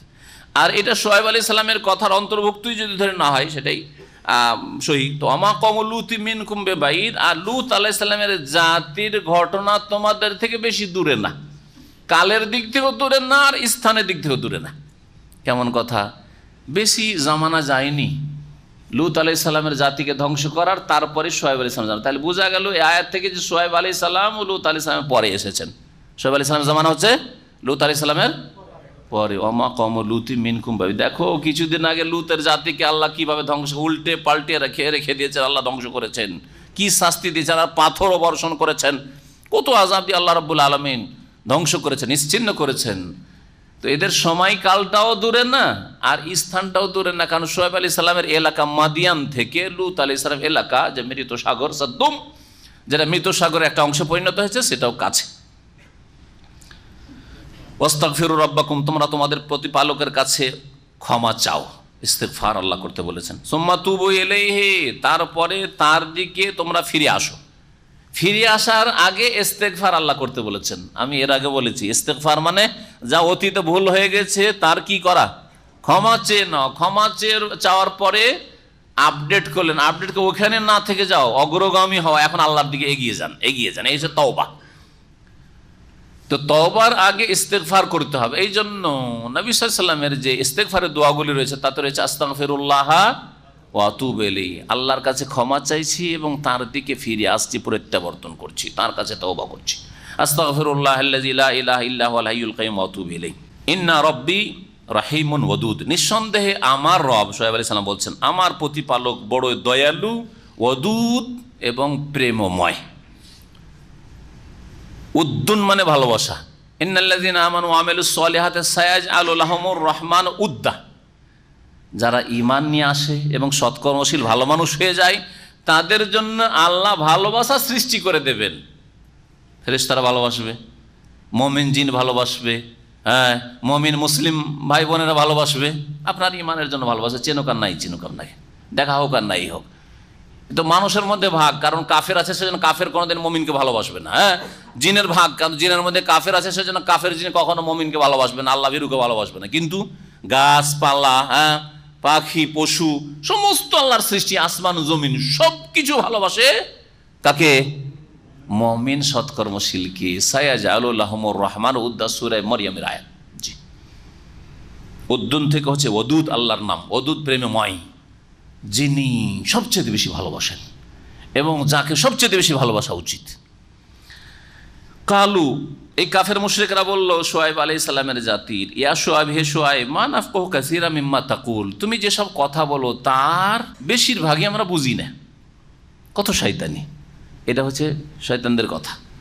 যারা শিরক করে, বিদআত করে আমাদের সমাজে, তাদেরকে তাওহীদের কথা বলেন, হ্যাঁ তাদের যদি সুন্নতের কথা বলেন, আপনার কথা আমি বুঝি না ভাই। এটা অনেক সময় জবানে বলে, অনেক সময় জবানে বলে না, রূপ চেহারাতে বলে। এটা শুনবেন, রূপ চেহারাতে বলে, আমি কিন্তু ওইটাকে কি করি, অবজার্ভ করি, হ্যাঁ ওইটাকে আমি কিন্তু দেখি, অবলোকন করি। আমার সামনে বক্তব্য বসে আছে, আর যখন তাদের শিরক আর বিদআত সম্পর্কে বলি, দেশীয় শিরকগুলি বলতেছে যেগুলি চলছে ঘরে ঘরে, এমনি যদি কোরআনে তর্জমা করে রেখে দিই আর তাফসীর করে এমনিও রেখে দিই শুধু, আর ওদের উপরে ফিট না করা হয়, হ্যাঁ ওদের শিরকগুলি শনাক্ত না করা, সবগুলি শুধু হিন্দুদের উপর ফিট করে দেন, বুদ্ধিস্টদের উপর ফিট করে দেন, ইহুদিরা সব ফিট করে দেন। তৃতীয়বাদ হচ্ছে শিরিক, আর মূর্তি পূজা হচ্ছে শিরিক, আর কবর মাজার যে শিরিক, তারপরে আপনার ওই তাবিজ তোমার শিরক, বালা শিরক, এগুলি বললে এমন গায়ের জ্বালা হয়, চেহারাটা দেখবেন। মযহাবী গোঁড়ামির সম্পর্কে যদি বলি যে গোঁড়ামি করতে হবে না, একমাত্র গোঁড়ামি অন্ধ যদি হন কোরআন সুন্নাহর জন্য হবেন, ওহির জন্য হবেন, এই কথা যদি বলি তো গায়ের জ্বালা হয়ে যায়। তখন কি করে, চেহারা দেখলে বোঝা যায়, আর আমার দিকেও তাকাচ্ছে না, আর মনোযোগী হয়ে শুনছে না, তখন এদিকে বুঝতে পারেন। আমি কিন্তু বুঝি, জি হ্যাঁ। আবার কিছু লোক প্রশ্ন করে, প্রশ্ন করার লোক দুই রকম। এক লোক জানার জন্য যারা প্রশ্ন করে আমার দিকে তাকিয়ে থাকে, উত্তর দিয়ে আর ওকে দেখি যে ও কি অবস্থাটা কি, তার আমার উত্তরটা কবুল করছে না, চেহারা দেখলে বুঝি যে আমার উত্তরটা ও চাইছে এবং ও জানার উদ্দেশ্যে যে জিজ্ঞেস করেছে, আর উত্তর থেকে সে লাভবান হচ্ছে। আর কিছু আবার দেখি যাদের অন্তর বাঁকা, অন্তর বাঁকা হয়ে রয়েছে, জিজ্ঞাসা করে, হুজুর নিয়ত পড়া যাবে কি যাবে না, শেখ মিলাদ করা যাবে কি যাবে না, জিজ্ঞাসা করার পরে যখন উত্তর দেওয়া শুরু করেছে তখন ওইদিকে এরকম করছে, সব বোঝা যায়। জি, তাদের লেসানুল হাল, তখন তাদের অবস্থার ভাষা, তাদের রূপ চেহারার ভাষা বলে, কি বলে, মা নাফকাহু কাসীরাম মিম্মা তাকুল, আপনি যা বলছেন ওসব বুঝি না, আমরা মিলাদ ছাড়বো না, আমরা হয়তো ছাড়বো না। কথা বুঝছেন? এটা হলো হাকিকাত। আসলে আমরা কবর মাজার পূজা ছাড়বো না, আমরা সুফিবাদ ছাড়বো না, আমরা পীরতন্ত্র ছাড়বো না, এ হচ্ছে অবস্থা। যখন এগুলি সম্পর্কে বলতে লাগি তখন গায়ের জ্বালা শুরু হয়, এরা তাওহীদ তাওহীদ তাওহীদ। কুয়েতে জুমার খুতবা দিতে দিল আমাকে, এই গত 2-3 সপ্তাহ আগে যে কুয়েত গেলাম, তো কুয়েতে জুমার খুতবাতে বিষয় ছিল তাওহীদ, তাওহীদ ভঙ্গকারী অথবা তাওহীদকে দুর্বলকারী বিষয়, কাওয়াদে ফি তাওহীদ। তাওহীদের আলোচনা করতে যে সব শিরকগুলি হচ্ছে এগুলো আলোচনা করলাম। ফেসবুকে এক বিদাতি বাঁকা অন্তর লিখছে, এদের কাছে সব শিরিক, সব শিরিক, সব শিরিক, সব শিরিক, এদের কাছে সবগুলো শিরিক। সুবহানাল্লাহ, বললাম তাওহীদের কথা, আর গায়ের জ্বালা শুরু হয়ে গেল। আল্লাহ এদের চিত্রই তো তুলে ধরেছেন সূরা জুমারে, ঠিক কিনা? ইযা যুকিরাল্লাহু ওয়াহদাহু, হে এক আল্লাহর কথা যদি বলে, লা ইলাহা ইল্লাল্লাহ, আর বাস্তবায়ন করো, এর তাহকিক করো, এটা পালন করো, কায়েম করো, তো ইসমাহাজ্জাত কুলুবুল্লাযিনা লা ইউমিনুনা বিল আখিরাহ, পরকাল সম্পর্কে চিন্তাশীল নয়, বিশ্বাসী নয় বলে তাদের গায়ের জ্বালা শুরু হয়ে যায়। হ্যাঁ, তাদের গায়ের লোমগুলি পশমগুলি খাড়া হয়ে যায়, মানতে চায় না। আর আল্লাহ ছাড়া যদি হুজুরে কিবলার কিচ্ছা কাহিনী শুরু করে দিই, হ্যাঁ, গস কুতু আর পাগলার কিচ্ছা শুরু করে দিই, যে পাগলা উপরে যেতে যেতে প্রথম আকাশ, দ্বিতীয় আকাশ, তৃতীয়, চতুর্থ, পঞ্চম, ষষ্ঠ, সপ্তম পর্যন্ত গেল, তো আওয়াজ তো একটু পাওয়া যাচ্ছে। তারপর আরো সে এমন চলে গেল, তারপর ডাক দিচ্ছে। আরো সে যাওয়ার পরে আর আওয়াজই পাওয়া যায় না। আরো সে যাওয়ার পর আওয়াজ পাওয়া যায়, পাগলা রে ডাক দিচ্ছে। আর হক্কানি পীরের কিতাবে আছে, পাগলা রে বলে ডাক দিচ্ছে, পাওয়াই যায় না, আর আওয়াজ পাওয়া যায় না। আওয়াজ গেল কোথায়? বলছে আল্লাহতে হলুল হয়ে গেছে, যে আল্লাহর মধ্যে ঢুকে গেছে। এখন আর কি করে আওয়াজ পাবেন আপনি? হ্যাঁ, যিনি আল্লাহ আর তিনি হয়ে গেছে ওই পাগলা, জমিন থেকে উঠলো আর সাত আকাশ আরো সাজে মেঘে হলুল হয়ে গেল। নবী তো মেরাজ থেকে নেমে চলে আসলেন, হ্যাঁ, শুধু আল্লাহর আদেশ নিষেধ নিয়ে চলে আসলেন, হুকুম হাকাম নিয়ে চলে আসলেন, কিন্তু এই পাগলা গিয়ে ওখানে থেকেই গেল, এখনো আছে। কথা বুঝা গেছে? এই হলো ধর্ম। এগুলো যদি বলি তো গায়ের জ্বালা। আল্লাহ বানিয়ে বলছি নাকি? আপনাদের কিতাবের নাম জানা নাই? কোনো ভাইয়ের জানা আছে? একটু নামটা বলেন তো একটু দয়া করে। হ্যাঁ, মওয়াইজে কারিমি। আমি বললে তো রাগ করবেন না, আমি বলবো না, যারা অন্যরা শুনবে ওদের গায়ের জ্বালা হবে। এই জন্য আপনাদের কথাটা নকল করলাম। কোন কিতাব আছে? মওয়াইজে কারিমিয়া। হ্যাঁ, সম্মানিত একেবারে মর্যাদাপূর্ণ ওয়াজ, এমন মর্যাদাপূর্ণ ওয়াজ যে শিরক কুফরির শেষ নাই, এরপর আর কোনো কুফরি হয় না। লা হাওলা ওয়ালা কুওয়াতা ইল্লা বিল্লাহ। তো সব জাতি যারা অবাধ্য জাতি, শিরক কুফরি তে লিপ্ত জাতি, এরা এই ধরনের ভাষায় বলেছে, ইয়া শুআয়ব, হে শুআয়ব, মা নাফকাহু কাসীরা মিম্মা তাকুল, তুমি যেসব কথা বলো তার অধিকাংশ আমরা বুঝি না। কি বলো বুঝি না। ওয়া ইন্না লানারাকা ফিনা যায়িফান, আর আমাদের মাঝে তোমাকে খুব দুর্বল আমরা মনে করি। তোমার কত ক্ষমতা আছে, তুমি তো একা, হ্যাঁ, তোমার সাথে আছে কে? আমাদের মেজরিটি। এইসব কথা বলেন আমাদের দেশের লোক। আরে মসজিদে আমরাই সকলে, তুমি এক দুজন এসে এইসব কি শুরু করলে? তুমি দুর্বল, তোমাকে দুর্বল দেখছি। ওয়ালা ওয়ালা রাহতুকা লা রাজামনাক, তোমার যদি বংশের লোকেরা না থাকতো, তোমার গোত্রের লোকেরা না থাকতো, লা রাজামনাক, অবশ্যই তোমাকে পাথর মেরে শেষ করে দিতাম, পাথর মেরে শেষ করে দিতাম। কিন্তু তোমার বংশের একটু চক্ষু লজ্জায়, আর তোমার বংশের লোকেরা একটু প্রতিবাদ করবে, সেই জন্য তুমি আজকে বেঁচে আছো, না তোমাকে বাঁচতে দিতাম না। সুবহানাল্লাহ। আজকে এইরকমই যদি আপনার পয়সার দাপট থাকে, বিদেশ থেকে গেছেন, অনেক টাকা স্যালারি পান, আর না হলে আপনার বংশের একটা দাপট থাকে, তাহলে তৌহিদ সুন্নতের কথা বললে কেউ কিছু বলবেন না। আপনার পিছনে যদি আবার মন্ত্রী, মিনিস্টার, এসপি, ডিসি এসব যদি থাকে, তাহলে ভয় পাবে আপনাকে। দুনিয়াকে ভয় করে, আখিরাতকে ভয় করে না। কথা বোঝা গেছে? আর যদি আপনাকে একা পায়, যে তো গরিব বংশের লোক রে, আর এর না পয়সায় আছেন, না ওইরকম নেতৃত্ব ক্ষমতায় আছেন, না আমাদের কিছু করতে পারবে, এর পিছনে কেউ নাই, তো আপনাকে যে কি করবে? হ্যাঁ, বিনা পানিতে গেলে খেয়ে নেবে, বিনা পানিতে গেলে খেয়ে নেবে। ওমান তাআলাইনা বিআজিজ, আর তুমি আমাদের মাঝে এমন কোনো পরাক্রমশালীও না, তুমি শক্তিশালীও না। কালা ইয়া কওমি, শুআয়ব আলাইহিস সালাম বলে, হে আমার জাতি, আরাহাতি আযযু আলাইকুম মিনাল্লাহ, আমার বংশই তোমাদের কাছে বেশি পরাক্রান্ত হয়ে গেল আল্লাহর চাইতেও? আল্লাহকে তোমরা ভয় করলে না, আল্লাহর দিনের কথা পৌঁছাতে এসেছি, একটু ভয় লাগলো না? আমার বংশই বড় হয়ে গেল আল্লাহর চাইতে তোমাদের কাছে। ওয়াত্তাখাযতুমুহু ওয়ারাআকুম যাহরিয়া, আর তোমরা আল্লাহকে তোমাদের পিঠের পিছনে ছুঁড়ে ফেলেছো। ইন্না রব্বি বিমা তা'মালুনা মুহিত, তোমরা যা কিছু করছো সে সম্পর্কে আমার প্রতিপালক পরিবেষ্টন করে রয়েছেন, সব কিছুর জ্ঞান রাখছেন, সব কিছু দেখছেন। আল্লাহ জ্ঞানের দিক থেকে, ক্ষমতার দিক থেকে, আর ধারণের দিক থেকে, পাকড়াওর দিক থেকে, সমস্ত দিক থেকে আল্লাহ রাব্বুল আলামিন ঘিরে রয়েছেন সমস্ত মাখলুককে। ওয়া কওমি, হে আমার সম্প্রদায়, মালু আলা মাকানাতিকুম, তোমরা নিজ নিজ জায়গায় তোমাদের কর্ম করতে থাকো, মানবে না আমার কথা, তোমাদের কর্ম তোমরা করো। ইন্নী আমেলুন, আমিও কর্ম করছি, আমল করছি। সাওফা তা'লামুন, শীঘ্রই তোমরা জানতে পারবে। মাইয়াতিহি আযাবু ইউখজিহি, যার কাছে আল্লাহর আযাব চলে আসবে তাকে অবশ্যই লাঞ্ছিত, অপদস্থ করে ফেলবে সেই আযাব। ওমান হুয়া কাযিব, আর জানতে পারবে শীঘ্র যে কে মিথ্যাবাদী, আমি শুআয়ব মিথ্যুক না তোমরা মিথ্যুক, আমি হকের ওপর আছি না তোমরা হকের ওপর আছো। ওয়ারতাকিবু, আর তোমরা প্রতীক্ষা করো, ইন্তজার করো। ওয়ারতাকিবু মানে ওয়ান্তাজিরু, তোমরা অপেক্ষা করো। ইন্নী মাকুম রাকিব, আমিও তোমাদের সাথে অপেক্ষায় আছি। তোমরা আমার পরিণামের অপেক্ষা করো, আর আমি তোমাদের পরিণামের অপেক্ষা করছি। কার উপর আল্লাহর আযাব আসবে দেখো, দেখো কে সম্মানিত হয়, দেখো কাকে আল্লাহ নাজাত দেন দেখো। ওয়ালাম্মা জা আমরনা, আর যখন চলে আসলো আমার নির্দেশ, আল্লাহ পাক বলছেন আমার নির্দেশ মানে আযাবের হুকুম, যে এই শুআয়বের জাতিকে ধ্বংস করব। নাজ্জাইনা শুআয়বান, শুআয়বকে আমি নাজাত দিলাম, রক্ষা করলাম আযাব থেকে। ওয়াল্লাযিনা আমানু মাহু, আর যারা তার সাথে ঈমান নিয়ে এসেছিল তাদেরকেও রক্ষা করলাম। বিরহমাতি মিন্না, আমার রহমতে, আমার অনুগ্রহে।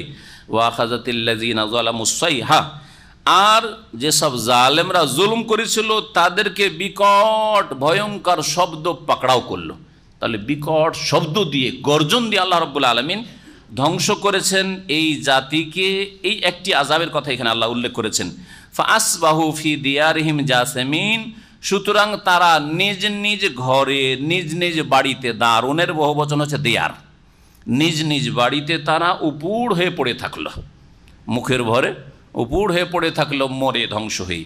এই একটি আযাবের কথা। আরও দুটি আযাবের কথা কোরআনের অন্য আয়াতে রয়েছে। তাহলে শুআয়ব আলাইহিস সালামের জাতিকে 3টি আযাব দিয়ে ধ্বংস করা হয়েছে। আযাবের কঠোরতা কত! আল্লাহর হক নষ্ট করেছে, মানুষের হক নষ্ট করেছে, সুবহানাল্লাহ। 3টি আযাব। এই একটি আযাব কি ছিল বললাম? সাইহা। আর একটি আযাব ছিল রাজফা, আর একটি আযাব হচ্ছে আযাব ইয়াউমি যুল্লাহ। এই 3 সূরা শুআরাতে রয়েছে। সূরাতুল আরাফে রয়েছে রাজফাতুন ফাআখাযাতুহুম রাজফা। রাজফাতুন মানে হচ্ছে ভূমিকম্প, রাজফাতুন মানে জালজালা, ভূমিকম্প। ভূমিকম্প এদিকে শুরু হয়েছে, ওইদিকে বিকট ভূমিকম্পের সাথে সাথে বিকট শব্দ শুরু হয়েছে। আর কি হয়েছিল? মেঘলা আকাশ, খুব রোদ পড়েছিল, এত গরম, এত গরম, প্রচণ্ড গরমে আর থাকতে পারছে না, বাড়ি তো থাকতে পারছে না, বাড়ির বাইরেও থাকতে পারছে না, জ্বলে যাচ্ছে মনে হচ্ছে শরীর। এইরকম যখন অবস্থা হইল, আল্লাহ রাব্বুল আলামিন তাদেরকে ধ্বংস করার জন্য আকাশে একটা মেঘমালা করে দিলেন, সৃষ্টি করে দিলেন। মাঠের দিকে দেখছে মেঘমালারে অন্ধকার হয়ে আছে, আর আমরা গরমে থাকতে পারছি না।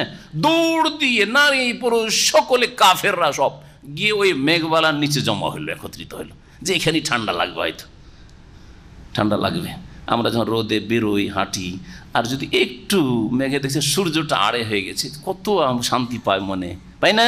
আলহামদুলিল্লাহ বলি, আলহামদুলিল্লাহ। যারা মুমিন মানুষ, আলহামদুলিল্লাহ একটু ঠান্ডা লাগছে, একটু ঠান্ডা লাগছে, আর রোদটা লাগছে না বা তাপটা কম লাগছে। তো এইরকম যখন ওখানে জমা হলো, আল্লাহ রাব্বুল আলামিন ওই জায়গাতে তখন তাদেরকে ধ্বংস করে দিয়েছেন আযাব দিয়ে।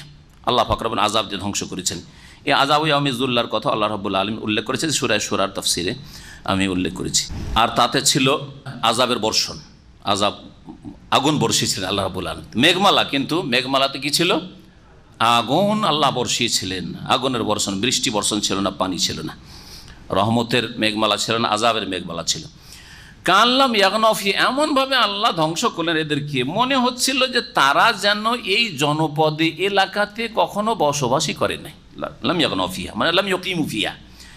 আলা বুদান লি মাদিয়ান, শুনে রাখো যে দূর হয়েছে আল্লাহর রহমত থেকে মাদিয়ান, মাদিয়ানের অধিবাসীরা। কামা বায়দাত সামুদ, যেমন আল্লাহর রহমত থেকে বঞ্চিত হয়েছে, দূর হয়েছে সামুদ জাতি। ওয়ালাকাদ আরসালনা মূসা বিআয়াতিনা সুলতানি মুবিন, নিঃসন্দেহে মূসা আলাইহিস সালামকে প্রেরণ করেছিলাম রাসূল করে, বিআয়াতিনা আমার আয়াত সহকারে, আমার নিদর্শন সহকারে, ও সুলতানি মুবিন আর সুস্পষ্ট দলিল প্রমাণ সহকারে। এখন আয়াত আর সুলতান মুবিন দুটো একই জিনিস না দুই জিনিস? কেউ কেউ তো বলছেন দুটো একই জিনিস, কিন্তু যেগুলি আয়াত সেগুলি হচ্ছে সুস্পষ্ট দলিল প্রমাণ, এটা কেউ কেউ বলেছে। কিন্তু তা না বলে যারা ভিন্ন ভিন্ন তাফসীর করেছে সেটাই ভালো।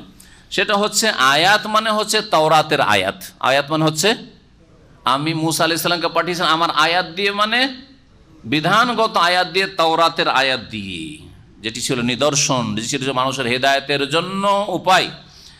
আর সুলতানি মুবিন মানে 9টি মুজিজা, 9টি মুজিজা। ওয়ালাকাদ আতাইনা মূসা 9 আয়াতিন বাইয়িনাতিন ফাসআল বনি ইসরাঈল, সূরাতুল ইসরা আল্লাহ পাক বলেছেন 9টি মুজিজা আল্লাহ পাক বড় বড় মুজিজা দান করেছিলেন। তার একটি ছিল লাঠির মুজিজা, যেই লাঠি জাদুকরদের, ওই যে জাদুতে তাদের লাঠি আর রশিগুলি কি হয়েছিল, সাপ হয়েছিল, সবগুলিকে গিলে খেয়েছিল। যে মুজিজা, এই মুজিজাতে দুনিয়ার জাদুকে নিশ্চিহ্ন করেছে আল্লাহর মুজিজা যেহেতু। মুসা আলাইহিস সালামের হাতে নয়, বরং মুসা আলাইহিস সালাম যখন প্রথম ফেললেন আর ভয় পেয়ে পালাইতে শুরু করলেন, কারণ উনি জানেন না যে কী হবে এটা। তাহলে বোঝা গেল যে মুজিজা নবীদের হাতে থাকে না, কার হাতে? আল্লাহ। ওই রকমই কারামত নেক লোকদের হাতে থাকে না, কার হাতে থাকে?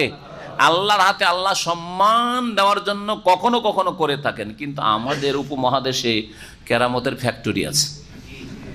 প্রত্যেক সুফি তরিকতওয়ালাদের কাছে কেরামতের কি আছে? কোম্পানি আর ফ্যাক্টরি আছে। ওরা প্রোডাকশন করতেই থাকে, ওর আল্লাহর হাতে মানে না। ওরা বলছে আমাদের উলিয়ারা যখন তখন যা কিছুই করতে পারে। হ্যাঁ, জাহাজ ডুবে যাচ্ছে, যে দাস্তান হাজিদের দিল একটা ধাক্কা দিয়ে উঠিয়ে দিল। হ্যাঁ, গাঙ্গুহি সাহেব উঠিয়ে দিল আর মহাজের মাক্কি সাহেব উঠিয়ে দিল। দুটোই ঘটনা তাদের কিতাবে আছে, ভালো করে শুনে রাখেন।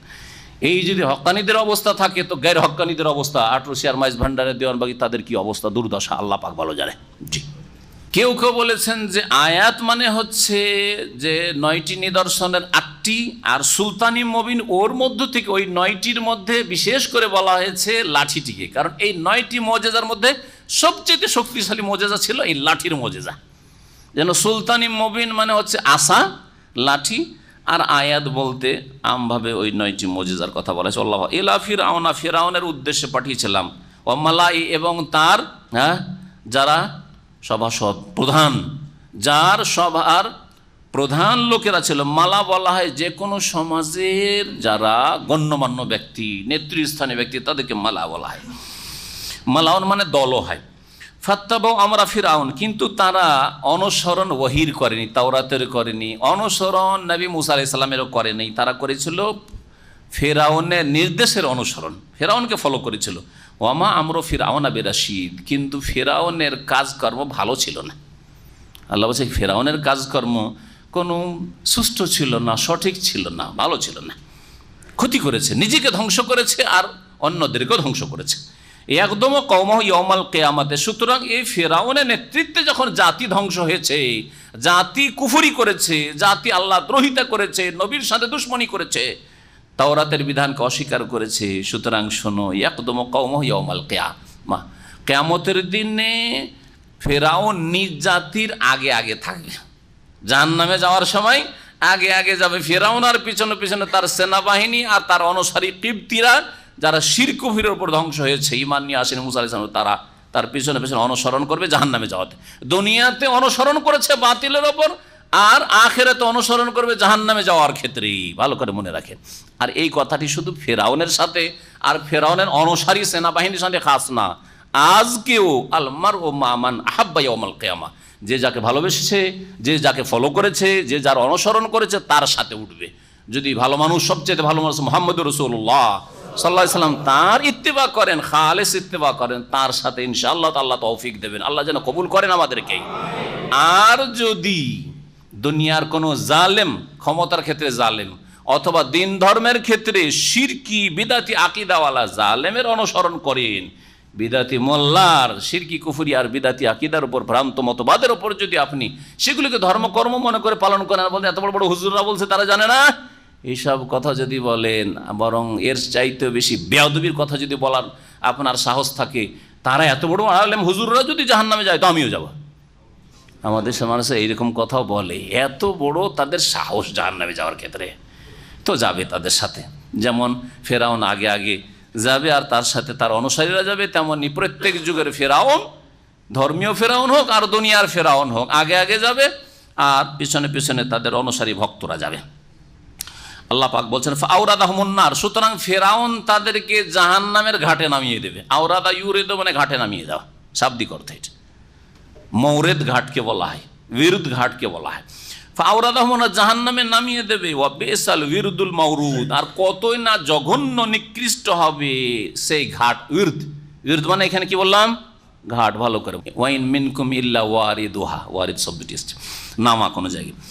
তো ঘাটে যেহেতু মানুষ অহরহ নামে পানি নেওয়ার জন্য বা গোসল করার জন্য, ঘাটকে বিরদ বলা হয় বা মৌরিদ বলা হয়। তো বেসাল বিরদুল মৌরুদ, আর খুব জঘন্য নিকৃষ্ট হবে সেই ঘাট, যেই ঘাটে তারা উপনীত হবে। মৌরুদ তাকিদের জন্য বলা হয়েছে, ইসে মফলে সেগাবির থেকে, যেখানে তারা উপনীত হবে মানে যেখানে নামবে তারা। ও উতবে উফি হাজহি লানা, আর দুনিয়াতেও এদের পিছনে লাগিয়ে দেওয়া হয়েছে অভিসম্পাত, লানত। দুনিয়াতে আল্লাহর রহমত থেকে বঞ্চিত। আর কি ওয়াউমাল কিয়ামা, কিয়ামতের দিনও তাদের উপর লানত আর অভিশাপ রয়েছে। বেসার রিফদুল মারফুদ। রিফদুন মানে হচ্ছে আতা, আতা মানে দান, আতা মানে হচ্ছে দান। তো বেসার রিফদুল মারফুদ মানে হচ্ছে তাহলে কি, কতই না জঘন্য হবে এই লানতটি, যে লানতের কথা উল্লেখ করা হলে আয়াতে। লানত দুনিয়াতেও লানত, অভিশাপ হয়েছে, আল্লাহর রহমত থেকে দূর করা হয়েছে, আর আখিরাতেও আল্লাহর রহমত থেকে দূর করে জাহান্নামে নিক্ষেপ করা হবে। এই দানটি রিফদ কতই না জঘন্য হবে, আল মারফুদ, যা তাদেরকে দেয়া হবে, যা তাদেরকে প্রদান করা হবে, যেই পুরস্কার তাদেরকে দেওয়া হবে। কতই না দান বলেন বা পুরস্কার বলেন একই জিনিস, কিন্তু শাব্দিক অর্থ আমি কাছাকাছি রাখতে এই জন্য চাইছি, যাতে করে আরবি ভাষার সাথে সম্পর্ক আপনার ভালো হয়, বুঝতে শিখেন কোরআন হাদিসের ভাষা। রিফদুন মানে আতাউন, আতা মানে দান, আর দানই পুরস্কারও দান হয়। কতই না জঘন্য হবে সেই পুরস্কার, যেই পুরস্কার তাদেরকে দেওয়া হবে। যালিকা মিন আম্বাইল কোরা, এগুলি যেগুলি এর আগে বর্ণনা করলাম। কয়েকজন নবীর কিসসা কাহিনী বর্ণনা করে সূরা হুদে, ঠিক কিনা? হ্যাঁ, কয়েকজন, প্রায় 6 জন, আর এই মুসা আলাইহিস সালাম দিয়ে 7 হয়ে যাবে। নবীদের ঘটনা যে বর্ণনা করা হইল, বলছেন আল্লাহ পাক যে এগুলি হচ্ছে মিন আম্বাইল কোরা, বিভিন্ন জনপদের, বিভিন্ন এলাকার সংবাদ। নাবাউনের বহুবচন আম্বা, বিভিন্ন এলাকার কাহিনী। নাকুসু আলাইকা, হে নবী তোমার সামনে আমি বর্ণনা করছি, তোমাকে আমি বর্ণনা করে শোনাচ্ছি, ওহী করছি তোমার কাছে। মিনহা কায়েমু ওয়া হাসিদ, সেই জনপদগুলির কিছু এখনো দাঁড়িয়ে আছে, মানে ওই জনপদগুলিতে আযাব নেমেছে, তারপরে কিছু ধ্বংসাবশেষ, ধ্বংসাবশেষ মানে বাকিয়া, অবশিষ্ট কিছু ধ্বংস হয়েছে, মানুষ ধ্বংস হয়ে গেছে, কিন্তু দেখবেন ভাঙা চোরা ঘর বাড়িগুলো এখনো আছে ধ্বংসাবশেষ। কায়েমুন ওয়া হাসিদ, আর কিছু কি হয়েছে, কিছুকে নির্মূল করে দেওয়া হয়েছে, কিছুকে একেবারে নিশ্চিহ্ন করে দেওয়া হয়েছে, নির্মূল করে দেওয়া হয়েছে, শেষ করে দেওয়া হয়েছে, কোনো পরিচয় নেই যে এই জায়গায় ধ্বংস হয়েছে। আর সম্প্রদায় ধ্বংস হয়েছে ইয়ামান, ওমান আর সৌদি আরবের বর্ডারে, আর রবুল খালি এমটি কোয়ার্টার, এইদিকে কোনো চিহ্ন নাই যে কোন জায়গায় ধ্বংস হয়েছে। কিন্তু সামুদ সম্প্রদায় ধ্বংস হয়েছে আল-ওলা, তাবুক আর মদিনার মাঝখানে, এইখানে তাদের ধ্বংসাবশেষ এখনো কিছু চিহ্ন আছে, হ্যাঁ, বা জানা আছে যে এই জায়গাটায় নিশ্চিতভাবে। এইরকমই বহু জাতিকে ধ্বংস করা হয়েছে, তাদের কিছু ধ্বংসাবশেষ আছে। মিনহা কায়েমুন হাসিদ, হাসিদ হাসাদে হাসাদ মানে ফসল কেটে মেরে নিয়ে আসা। তো তাদেরকে কেমন করা হয়েছে, কাটা ফসল যে মেরে চূর্ণ বিচূর্ণ করা হয়, ওই রকম করে দেওয়া হয়েছে এইসব জাতিগুলিকে, আল্লাহ পাক বলতে চাইছেন। এই জন্য বললাম নিশ্চিহ্ন করে দেওয়া হবে, নির্মূল করে দেওয়া হবে। আমা যালামনাহুম, আল্লাহ বলছেন এইসব করে আমি কিন্তু জুলুম করিনি, আমি তাদেরও জুলুম করিনি। ওয়ালাকিন যালামু আনফুসাহুম, তবে তারাই তাদের উপর জুলুম করেছে। তার আগে সবাইকে রাস্তা দেখিয়েছিলাম, সে ভালো রাস্তায় চলে জান্নাতের রাস্তায়, দুনিয়াও সুখী হতো আর আখিরাতেও সুখী হইতো। ওয়ালাকিন যালামু আনফুসাহুম, এই কায়দা ভালো করে মনে রাখবেন, যে কোনো যুগে বালা মুসিবত যদি আসে, আমা যালামনাহুম, আমি তাদের উপর জুলুম করিনি, ওয়ালাকিন যালামু আনফুসাহুম, তারা নিজেদের উপর জুলুম করেছে। এখানে একটি সংশয় নিরসন জরুরি, কখনো এটা মনে করবেন না আজকে বর্মার ভাই বোনদের উপর জুলুম এসছে সেই জন্য তারা পাপী, আর মাশাআল্লাহ আমি আর আপনারা খুব ভালো মানুষ সেই জন্য আমাদের আযাব আসেনি, এটা কথা নয়। উম্মতে মুসলিম একটি বডি, উম্মতে মুসলিম একটি দেহ, সুতরাং আমরা যে সুখে বসে আছি, সুখে নেই, আমাদের উপর আযাব এসেছে। সিরিয়ায় আযাব এসেছে, সিরিয়ার লোকের দোষে নয়, আমাদেরও দোষ তাতে আছে, তাতে এক ভাগ আমাদেরও আছে অপরাধের, মনে রাখবেন ভালো করে। ইরাকে জুলম অত্যাচার হচ্ছে আহলে সুন্নাত ওয়াল জামাতের ওপর, সিরিয়ায় আহলে সুন্নাত ওয়াল জামাতের ওপর অত্যাচার হচ্ছে সহিহ আকিদার ভাই বোনদের ওপর, এতে আমাদের একটা ভাগ আছে অপরাধের। আল্লাহর আযাব পুরো উম্মতে মুসলিমা একটি দেহ মাথা থেকে পা পর্যন্ত তা ক্ষত বিক্ষত হয়ে রয়েছে। কোথাও আমাদের পায়ের ওপর আঘাত, কোথাও আমাদের মাথায় ফিলিস্তিনে আঘাত, কোথাও আমাদের বডিতে সামদেশে আঘাত, কোথাও আমাদের হাত পায়ে আঘাত, ইত্যাদি ইত্যাদি। চারিদিক থেকে আমরা ক্ষত বিক্ষত। আল্লাহ পাক রব্বুল আলামিন যেন তার দিকে ফিরে আসার তৌফিক দান করেন। আল্লাহ যেন আমাদের সকলকে হেদায়েত দান করেন, সকলকে ইসলাহ করার তৌফিক দান করেন। মুসলিম জাতিকে আল্লাহ পাক যেন ফিরে আসার তৌফিক দান করেন। মুসলিম মজলুম মুসলমান ভাই বোনরা বর্মা থেকে শুরু করে সারা দুনিয়ায় যেখানে আযাব হচ্ছে, থাইল্যান্ডে আযাব হচ্ছে, আল্লাহ পাক রব্বুল আলামিন আল্লাহ তুমি এ বালা মুসিবত দূর করে দাও, আযাবকে দূর করে দাও। আল্লাহ এ পরীক্ষায় আর আমাদের মুসলিম ভাই বোনরা বরদাস্ত করতে পারছেন, আল্লাহ তাদেরকে তুমি নাজাত দান করো। আর যারা দুনিয়া থেকে চলে গেছে তাদের শাহাদাত তুমি কবুল করো। ঈমানের অবস্থায় যারা গেছে আল্লাহ তাদের শাহাদাত তুমি কবুল করে নাও। ওমা যালামনাহুম, আমি আল্লাহ জুলুম করিনি, ওয়ালাকিন যালামু আনফুসাহুম, তারাই জুলুম করেছে তাদের ওপর। ফামা আগনাত আনহুম আলিহাতুহুম আল্লাতী আদুনা মিন দুনিল্লাহি মিন শাই, সুতরাং তাদের সেই দেবদেবী উপাস্য বাতিল মাবুদগুলি কোনো কাজে আসেনি, আগনাত আনহুম, কোনো কাজে আসেনি। আল্লাতী ইয়াদউনা মিন দুনিল্লাহ, যেগুলিকে তারা আল্লাহকে বাদ দিয়ে ডাকতো, মিন শাই, কোনো ক্ষেত্রে একটিও কাজে আসেনি। আল্লাহ ছাড়া কেউ আপনার উপকার অপকারের মালিক না। গৌস বলবেন না জিলানি গিয়ে যে আমার গৌস উপকারে আসবে, কখনো না। বাতিল আকিদা শিরকি আকিদা।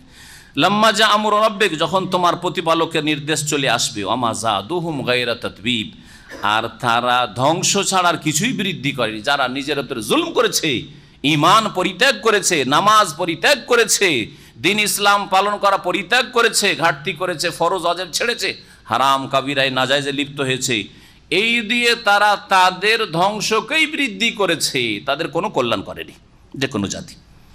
ওয়াকাযালিকা আখযু রাব্বিকা ইযা আখাযাল কুরা, আর এইরকমই হে নবী মুহাম্মদ সাল্লাল্লাহু আলাইহি সাল্লাম, তোমার প্রতিপালকের পাকড়াও, তোমার প্রতিপালকের ধরে নেওয়া, আখয। ওয়াকাযালিকা আখযু রাব্বিকা, এইভাবে তোমার রব আল্লাহ ধরে থাকেন, পাকড়াও করে আযাব দিয়ে। ইযা আখাযাল কুরা, যখন জনপদগুলিকে, জনপদের অধিবাসীদেরকে ধরে ফেলেন। কোরা, কারিয়াতুনের বহুবচন হচ্ছে কোরা, কারিয়াতুন গ্রাম শহর। ওয়াহিয়া জালেমা, কখন আল্লাহ ধরেন পাকড়াও করেন? ওয়াহিয়া জালেমা, যখন সেই জনপদের লোকেরা জুলম অত্যাচারে লিপ্ত হয়ে যায়, আল্লাহর হক নষ্ট করে জুলুম করে, আল্লাহর ইবাদত বন্দেগীতে ঘাটতি করে জুলুম করে, শিরিক করে জুলুম করে, রসুলের হক নষ্ট করে বিদাত করে জুলুম করে, মানুষের হক নষ্ট করে জুলুম করে, তখন আল্লাহ পাকড়াও করেন। আরও মনে রাখবেন, কাফেররা যে জুলুম অত্যাচার করছে আজকে মুসলিমদের উপর, মুনাফিকরা অত্যাচার করছে, জুলুম অত্যাচার করছে মুসলিমদের উপর, এতে আল্লাহ পাক গাফেল নন, আল্লাহ গাফেল নন। আল্লাহ রাব্বুল আলামিন এই কাফের বুদ্ধিস্টদেরকে ছাড় দিয়েছেন, ইহুদি নাসারাদেরকে আল্লাহ ছাড় দিয়েছেন, কিন্তু ছেড়ে দেননি। আল্লাহর কাছে এমহাল রয়েছে, ছাড় দেওয়া, অবসর দেওয়া, কিছুদিন বাড়াচ্ছেন আল্লাহ ওদেরকে, কিন্তু এহমাল নেই, আল্লাহ কখনো ছেড়ে দেন না যে ধরবেন না, এই কথা নাই। আজকে যদি আমাদের ওপর জুলম অত্যাচার করে, এতে মুসলিম জাতি সজাগ হচ্ছে, এখনো জেগে ওঠা উচিত। মুসলিম নেতৃস্থানীয় ব্যক্তিদের জেগে ওঠা উচিত। আল্লাহ পাক রব্বুল আলামিন যেন আমাদের মাঝে সালাহুদ্দিন আইয়ুবী পয়দা করে দেন, আল্লাহ যেন বাদশাহ আওরঙ্গজেব পয়দা করে দেন। আল্লাহ আমাদের মধ্যে এইরকমই বড় নাই পরায়ণ যারা শাসকরা ছিলেন, ওমর বিন আব্দুল আজিজ ছিলেন, খলিফা রাশেদিন ছিলেন, তার আগে এইরকম আল্লাহ রাব্বুল আলামিন আদিল ন্যায়পরায়ণ শাসক আল্লাহ যেন আমাদেরকে দান করেন, যাদের মাধ্যমে এই জালেমদের খবর নেওয়া সম্ভব হয়, জালেমদের জুলমের অবসান আল্লাহর জমিন থেকে ওঠে, মানুষের গোলামি দূর হয়, আল্লাহর গোলামি, আল্লাহর উবুদিয়াত প্রতিষ্ঠিত হয়। আল্লাহ পাক রাব্বুল আলামিন যেন আমাদের দোয়া জুমার দিনে শোনেন, আমিন। ইন্না আখযাহু আলিমুন শাদীদ, নিঃসন্দেহে তার পাকড়াও, আল্লাহর ধরা, আলিমুন শাদীদ, বড়ই কঠিন বেদনাদায়ক।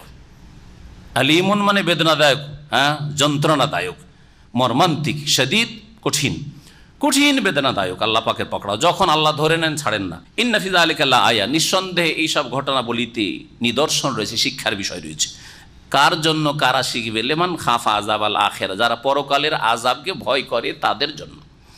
ওরাই সংশোধন করে, যাদের পরকাল নেই, সব প্রাকৃতিক দুর্যোগ এগুলি হয়েই থাকে, ওদের কোনো সংশোধন হবে না। যালিকা ইয়াউমুন মাজমুউন লাহুন নাস, আর এই এমন একটা দিন আখিরাতের দিন, যেই দিন সমস্ত লোককে সমবেত করা হবে, কাফের মুসলিম, সৎ অসৎ, জালেম মাজলুম, সকলকে সেখানে আল্লাহ একত্রিত করবেন। ওয়া যালিকা ইয়াউমুন মাশহুদ, ওয়া যালিকা ইয়াউমুন মাশহুদ, আর এই দিনটি হবে বড় উপস্থিতির দিন। তাশহাদুহু জামিউন নাস, সমস্ত মানুষ এখানে হাজির হবে, যারা জালেম তারাও হাজির হবে, যারা মজলুম তারাও হাজির হবে। আর মজলুম দুনিয়ায় বিচার পায়নি, সেই দিন আখিরাতে বিচার পেয়ে যাবে, অবশ্যই সেদিন বিচার পাবে। ফালা তুজলামু নাফসুন শাইআ, কারো উপর সেই দিন জুলুম হবে না। ওয়া ইন কানা মিসকাল হাব্বাতিন মিন খারদালিন আতাইনা বিহা ওয়া কাফা বিনা হাসিবিন, সরিষার পরিমাণও যদি ভালো কাজ কেউ করে থাকে সেটাকে আল্লাহ হাজির করবেন, আর তা দিয়ে ভালো প্রতিদান পাবেন। সরিষার পরিমাণও কেউ যদি অন্যায় কাজ করে থাকে আল্লাহ সেটাকে হাজির করবেন, আর আল্লাহ হিসাব নেওয়ার জন্য যথেষ্ট। আল্লাহ রাব্বুল আলামিন আরও ইরশাদ করছেন, ওমা নুআখিরুহু ইল্লা লিআজালিম মাদুদ, আমি যে বিলম্ব করি, এই সংশয়ের জবাব। মুসলিমদের ওপর সাহায্য কেন আসছে না? মুসলিমদের কেন মদদ হচ্ছে না? তোমাদের চালচলন কেন ঠিক করো না?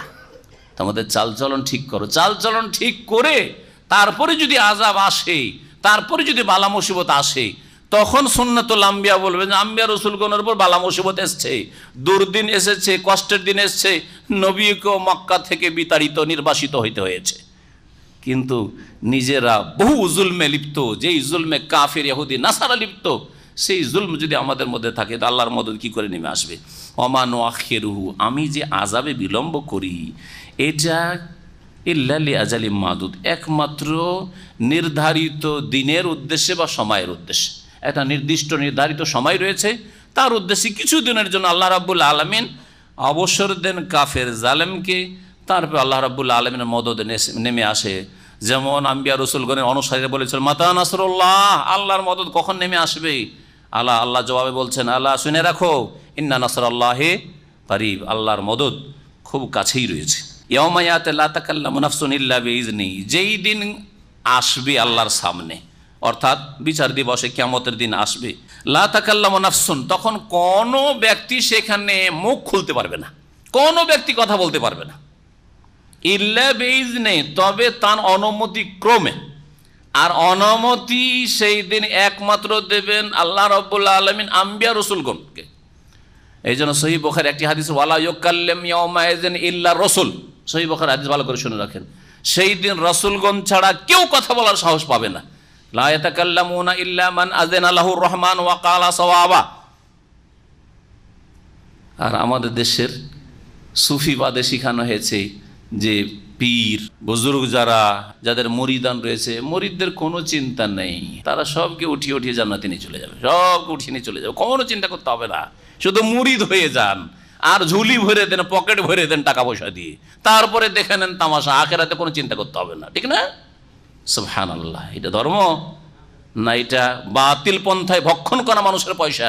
ইন্না কাসীরা মিনাল আহবারি ওয়ার রাহবানি লা ইয়াকুলুনা আমওয়ালান নাস বিল বাতিল ওয়া ইয়াসুদ্দুনা আন সাবিলিল্লাহ। বহু ধর্মগুরুরা হবে, আর বহু পোপপাদ্রী হবে, আর বহু এইরকম সাধু সন্ন্যাসী হবে, আর বহু এইরকম পীর মুর্শিদ কিবলারা হবে। লা ইয়াকুলুনা আমওয়ালান নাস বিল বাতিল, মানুষের ধন সম্পদকে লুটপাট করে খাবে, বাতিল পন্থায় অন্যায়ভাবে এভাবে ভক্ষণ করবে। ওয়া ইয়াসুদ্দুনা আন সাবিলিল্লাহ, আল্লাহর রাস্তায়, তৌহিদের রাস্তায়, সুন্নতের রাস্তায় চলতে বাধা সৃষ্টি করবে, তৌহিদ প্রতিষ্ঠা করতে বাধা সৃষ্টি করবে, সুন্নত মোতাবেক জীবনযাপন করতে বাধা সৃষ্টি করবে। আল্লাহ রাব্বুল আলামিন বলছেন যে সেই দিন কোনো মানুষ আল্লাহর বিনা অনুমোদিত কথা বলতে পারবে না। ফামিনহুম শাকিউন ওয়া সাঈদ, আর সেই দিন মানুষ দুই ভাগে বিভক্ত হবে, তাদের মধ্যে এক দল হবে, আল্লাহ পাক রব্বুল আলামিন বলছেন যে ফামিনহুম শাকিউন ওয়া সাঈদ, কিয়ামতের দিন মানুষ দুই ভাগে বিভক্ত হবে, এক দল দুর্ভাগ্যবান হবে, শাকি হতভাগা, ওয়া সাঈদুন, আর এক দল হবে সৌভাগ্যবান। ফাম্মাল্লাযিনা শাকু, পক্ষান্তরে যারা দুর্ভাগ্যবান হবে, হতভাগা হবে, ফাফিন্নারে, এরা জাহান্নামে যাবে। লাহুম ফিহা জাফিরুম ওয়া শাহিক, জাহান্নামে তাদের চিৎকার হবে আর আর্তনাদ হবে, চিৎকার করবে, যে চিৎকার করলেই হয়তো কোন একটা ফয়সালা হবে। যেমন জেলে আসামিরা মনে করে যে এখন হইচই করলে পুলিশ টুলিশ আসবে আর একটা কিছু করবে, একটা তো কিছু হোক, তো এইরকম চিন্তা করবে যে চিল্লালে হয়তো কাজ হবে, আর কান্নাকাটি শেষ থাকবে না। জাফিরুন ওয়া শাহিক, আল্লাহু আকবার, আল্লাহুম্মা আজিরনা মিনান নার। খালিদিনা ফিহা, সেখানে চিরকাল বসবাস করে, মা দামাতিস সামাওয়াতু ওয়াল আরদ, যতদিন পর্যন্ত আকাশসমূহ আর জমিন রয়েছে, যতদিন পর্যন্ত আকাশসমূহ আর জমিন রয়েছে, তার মানে কি জাহান্নাম থাকবে যতদিন আকাশ আর জমিন রয়েছে, মানে কিয়ামত পর্যন্ত থাকবে। আর যেদিন কিয়ামত হবে আকাশ তো ধ্বংস, ইযা সামাউন ফাতারাত ওয়া ইযাল আরদু মুদ্দাত, সব তো শেষ হয়ে যাবে, তাহলে জাহান্নাম শেষ নাকি? তাহলে কি বুঝলেন এই আয়াত থেকে? এই আয়াত মা দামাতিস সামাওয়াতু ওয়াল আরদ, এটি হচ্ছে আরবদের আরবি ভাষার বাকধারা, আরবি পরিভাষা। তারা কোনো কিছুকে যদি চিরকাল বলতে হয় তো যতদিন আসমান জমিন আছে ততদিন তোমার সাথে কোনো কথা নেই, তার মানে কোনোদিন, এটা হচ্ছে উদ্দেশ্য, খালেদিন বলা উদ্দেশ্য। চিরকাল না বলে আসমান জমিন যতদিন আছে ততদিন এই কাজ হবে, এরকম কথা আরবরা বলে। উদ্দেশ্য কিন্তু আসমান জমিন যতদিন আছে ততদিন না, উদ্দেশ্য হচ্ছে খালেদিন, চিরকাল। এটা হচ্ছে একটি তাফসীর। তার মানে জান্নাত জাহান্নাম তো আখিরাতে আসল আছে, এখনো সৃষ্টি আছে, কিন্তু জান্নাত জাহান্নাম তো ভরপুর হবে, জাহান্নাম ভর্তি হবে, আর জান্নাতে আল্লাহ জান্নাতীদেরকে দেবেন, সেটা তো আখিরাতে হবে। আর আসমান জমিন, দুনিয়ার আসমান জমিন তো ধ্বংস হয়ে যাবে, যখনই কিয়ামত হবে তার আগেই ধ্বংস হয়ে যাবে। তাহলে মা দামাতিস সামাওয়াতু ওয়াল আরযু বলা আবার কেমন? তো একটা উত্তর হলো, যেটা হচ্ছে আরবির বাগধারা, অর্থাৎ জাহান্নাম যে আছে জাহান্নামীদের জন্য, আর সেখানে চিৎকার করবে, আর্তনাদ করবে চিরকালের জন্য, চিরকাল। কোনো তাতে ছাড় নেই যে কোনো এক সময় এক শ্রেণীর লোকেরা গুমরাহ হয়েছে। শুনেন, একটা গুমরাহি হচ্ছে এক ফিরকা, আর কিছু আলেমরাও এই বিভ্রান্তির শিকার হয়েছে এককালের, নাম বলবো না। তারা বিশ্বাস রাখে, ফানাউন্নারে বিশ্বাস রাখে যে যেহেতু আল্লাহর রহমত, ইন্না রহমাতি সাবাকাত আলা গাযাবি, হাদিসে কুদসি, আল্লাহর রহমত তার ক্রোধ গজবের উপর প্রাধান্য পাবে, সেই জন্য জাহান্নাম এক যুগে ফানা হয়ে যাবে, নিশ্চিহ্ন হয়ে যাবে, এমনকি কাফেররাও সব জান্নাতে চলে আসবে। এটা একটা গোমরাহ মতবাদ। এই বিভ্রান্তিতে অনেকে পড়ে গেছে, আল্লাহ পাক হেফাজত করেন আমাদের। জাহান্নাম চিরকাল থাকবে আর জান্নাতও চিরকাল থাকবে, জাহান্নামী চিরকাল থাকবে আর জান্নাতি চিরকাল থাকবে, ভালো করে মনে রাখেন। হ্যাঁ, ওই সব জাহান্নামী যারা মুমিন মুওয়াহিদ, তৌহিদ ঠিক ছিল, বড় শিরক করে মারা যায়নি, কিন্তু বহু পাপ করে মারা গেছে, তারা দীর্ঘকাল থাকবে, কিছু কাল থাকবে জাহান্নামে, তাদের পাপ অনুযায়ী, অন্যায় অনুযায়ী, তারপরে জান্নাতে আসবে। ওদের ক্ষেত্রে হ্যাঁ বলতে পারেন, কিন্তু জাহান্নাম শেষ হয়ে যাবে আর কাফেরকে উঠিয়ে আল্লাহ জান্নাতে দিয়ে দেবেন, এটি হচ্ছে একটি গুমরাহি। জান্নাত ফানা হবে না আর জাহান্নাম ফানা হবে না, ধ্বংস হবে না। খালিদিনা ফিহা মা দামাতিস সামাওয়াতু ওয়াল আরদু ইল্লা মা শা রাব্বুকা। আবার তারপর আল্লাহ বলছেন, তবে তোমার প্রতিপালক যা চান, মানে আল্লাহ যদি চান তাহলে কি হবে, চিরকাল তো থাকবে, কিন্তু আল্লাহ যদি চান, আল্লাহ যদি চান মানে কি, আল্লাহ রাব্বুল আলামিন চাইবেন যে এই জাহান্নাম শেষ হয়ে যাক, বা জাহান্নামীকে যারা চিরকালে জাহান্নামী তাদেরকে আল্লাহ উঠিয়ে দেবেন। তো ইল্লা মা শা রাব্বুকার তাফসীর শুনুন, ইল্লা মা শা রাব্বুকা হচ্ছে ওই সব গুনাহগার মুসলিম যারা তাদের গুনার কারণে, পাপের কারণে জাহান্নামে গেছে, তাদের ক্ষেত্রে আল্লাহর মশিয়াত হবে, আল্লাহর ইচ্ছা হবে যে ওদেরকে আমি আমার রহমতে অথবা আম্বিয়া রসুলগণের শাফাআতে উঠাই জাহান্নাম থেকে আর জান্নাতে নিয়ে যাই। ইন্না রাব্বাকা ফাআলুল লিমা ইউরিদ, নিঃসন্দেহে হে নবী মুহাম্মদ, তোমার রব, তোমার প্রতিপালক যা ইচ্ছা করেন তাই করে থাকেন, যা ইচ্ছা করেন তা করে থাকেন। আল্লাহ রাব্বুল আলামিন যে কাফেরকে চিরকাল জাহান্নামে রাখবেন আর জান্নাতীকে চিরকাল জান্নাতে রাখবেন, এই বিষয়টি শোনেন, একটা আকীদার বিষয়। সেটা হচ্ছে আল্লাহ রাব্বুল আলামিনের উপর এটা, আল্লাহ কি এর বিপরীত করতে পারেন না? ফরজ সওয়াল, জিজ্ঞাসা, আল্লাহ কি কাফেরকে চিরকাল জাহান্নামে রাখবেন, ঠিক কিনা? আল্লাহ যদি কাফেরকে জাহান্নাম থেকে উঠিয়ে নেন তো পারবেন না? পারবেন না। সক্ষম না অক্ষম? সক্ষম, কিন্তু আল্লাহ করবেন না। আল্লাহ তার আদল, ইনসাফে এবং হিকমতে, হিকমতেহি ও আদলেহি, মনে রাখবেন, তার হিকমতে, প্রজ্ঞায় এবং তার ইনসাফের দাবি হচ্ছে যে তিনি কাফেরকে, মুশরিককে কখনো জাহান্নাম থেকে বের করবে না। অমা হুম বিখারিজিনা মিনান নার, জাহান্নাম থেকে কখনো তারা বেরোবে না। আর আল্লাহ রাব্বুল আলামিনের রহমত, আল্লাহর রহমত এবং সুবিচার হচ্ছে জান্নাতীদের জন্য যে আল্লাহ রাব্বুল আলামিন তাদেরকে জান্নাত থেকে কখনো বের করবেন না। খুলুদুন লা ইয়ামুত, খুলুদ, চিরকাল থাকবে, সেখানে কোনো মত নেই, আর কখনো বের করবো না, চিরকাল তোমরা থাকবে। ওয়ালা তাখরুজুনা আবাদা, যেমন নবী সাল্লাল্লাহু আলাইহি ওয়াসাল্লাম হাদিসে, কখনো তোমরা বেরোবে না। আল্লাহ পাক রব্বুল আলামিন ঘোষণা করবে জান্নাতীদের সামনে, জান্নাতে তাদের চলে যাওয়ার পরে। তো আল্লাহ রাব্বুল আলামিন কি এর বিপরীত করতে পারেন না যে জান্নাত থেকে বের করে দেবো তোমাদেরকে? পারেন না? পারেন না? যদি পারেন না তা আল্লাহ অক্ষম। কিন্তু আল্লাহর রহমতে এবং আল্লাহর কিসে, আল্লাহ রাব্বুল আলামিনের সুবিচারে আল্লাহ রাব্বুল আলামিন জান্নাতীদেরকে চিরকাল জান্নাতে রাখবেন। জি, এটা তার উপর তিনি অবধারিত, ওয়াজিব করেছেন। ওয়াম্মাল্লাযিনা সুইদু, পক্ষান্তরে যারা ভাগ্যবান, যাদের সৌভাগ্য, ফাফিল জান্নাতে, ওরা জান্নাতে যাবে, খালিদিনা ফিহা, সেখানে তারা চিরকাল থাকবে, মা দামাতিস সামাওয়াতু ওয়াল আরদ, যতদিন আসমান সমূহ এবং জমিন রয়েছে, আসমান সমূহ এবং জমিন রয়েছে। এখানে ওই রকমই ব্যাখ্যা, কি বলবো, আরবদের বাগধারা যে আসমান জমিন রয়েছে মানে চিরকাল বোঝানো হয়েছে, এটা একটা ব্যাখ্যা করলো। আরেকটা বাক্য আছে, যদি বলে যা মনে করিয়ে দেবেন, ইল্লা মা শা রাব্বুকা, তবে যদি হে নবী তোমার রব চান, তোমার রব চান, তাতে ব্যতিক্রম হইতে পারে। ব্যতিক্রম কোন ক্ষেত্রে বললাম, যে জাহান্নামী কিন্তু তারা মুশরিক, বড় মুশরিক নয়, তারা গুনাহ করেছে, সুদ খেয়েছে, ঘুষ খেয়েছে, বেমানি করেছে, তাদের ইসলাম ঠিক আছে, মেলা কিছু গুনাহ করেছে, জাহান্নামে জ্বলে জ্বলে জ্বলে তারপরে জান্নাতে আসবে। আদান, এমন দান হবে এই জান্নাতের দান, গায়রা মাজজুজ, যা অফুরন্ত, যা শেষ হওয়ার নাই। মাজজুজ মানে হচ্ছে মাকতু, যা শেষ হওয়ার নাই, অশেষ। আর একটি ব্যাখ্যা বলতে চাইলাম, মা দামাতিস সামাওয়াতু ওয়াল আরজু, ঠিক না? এই তাফসীরটি সাহাবী এবং তাবেঈনদের থেকে বর্ণিত রয়েছে। হাসান বসরি থেকে সম্ভবত একটি রওয়ায়াত রয়েছে, সামাউন গায়রা সামাইন ওয়া আরজুন গায়রা আরজিন। বলছেন যে মা দামাতিস সামাওয়াতু ওয়াল আরজু মানে দুনিয়ার আসমান, দুনিয়ার জমিন বোঝানো হয়নি, বোঝানো হয়েছে আখিরাতের যে আসমান হবে, আখিরাতের জমিন হবে। যখন জান্নাত জাহান্নামে, জান্নাতীরা জান্নাতে চলে যাবে, জাহান্নামে জাহান্নামে চলে যাবে, তখন আসমান জমিন থাকবে না? থাকবে না। তো হাসর কোথায় হবে? জমিন থাকবে না? থাকবে না। জমিন থাকবে, কিন্তু কোন জমিন? আর একটি আয়াত এখানে লাগান, ইয়াউমা তুবাদদালুল আরদু গায়রাল আরদি ওয়াস সামাওয়াতু ওয়া বারাজু লিল্লাহিল ওয়াহিদিল কাহার। আল্লাহ বলছে যেই দিন তোবাদ্দালুল আরজ, এই দুনিয়ার জমিনকে বদলিয়ে নতুন জমিন সৃষ্টি করা হবে, গায়রাল আরদ, এই জমিন ছাড়া, ওয়াস সামাওয়াত, এবং এই দুনিয়ার আসমান ধ্বংস করে দিয়ে আসমানও আবার সৃষ্টি করা হবে, আল্লাহ রাব্বুল আলামিন সৃষ্টি করবেন।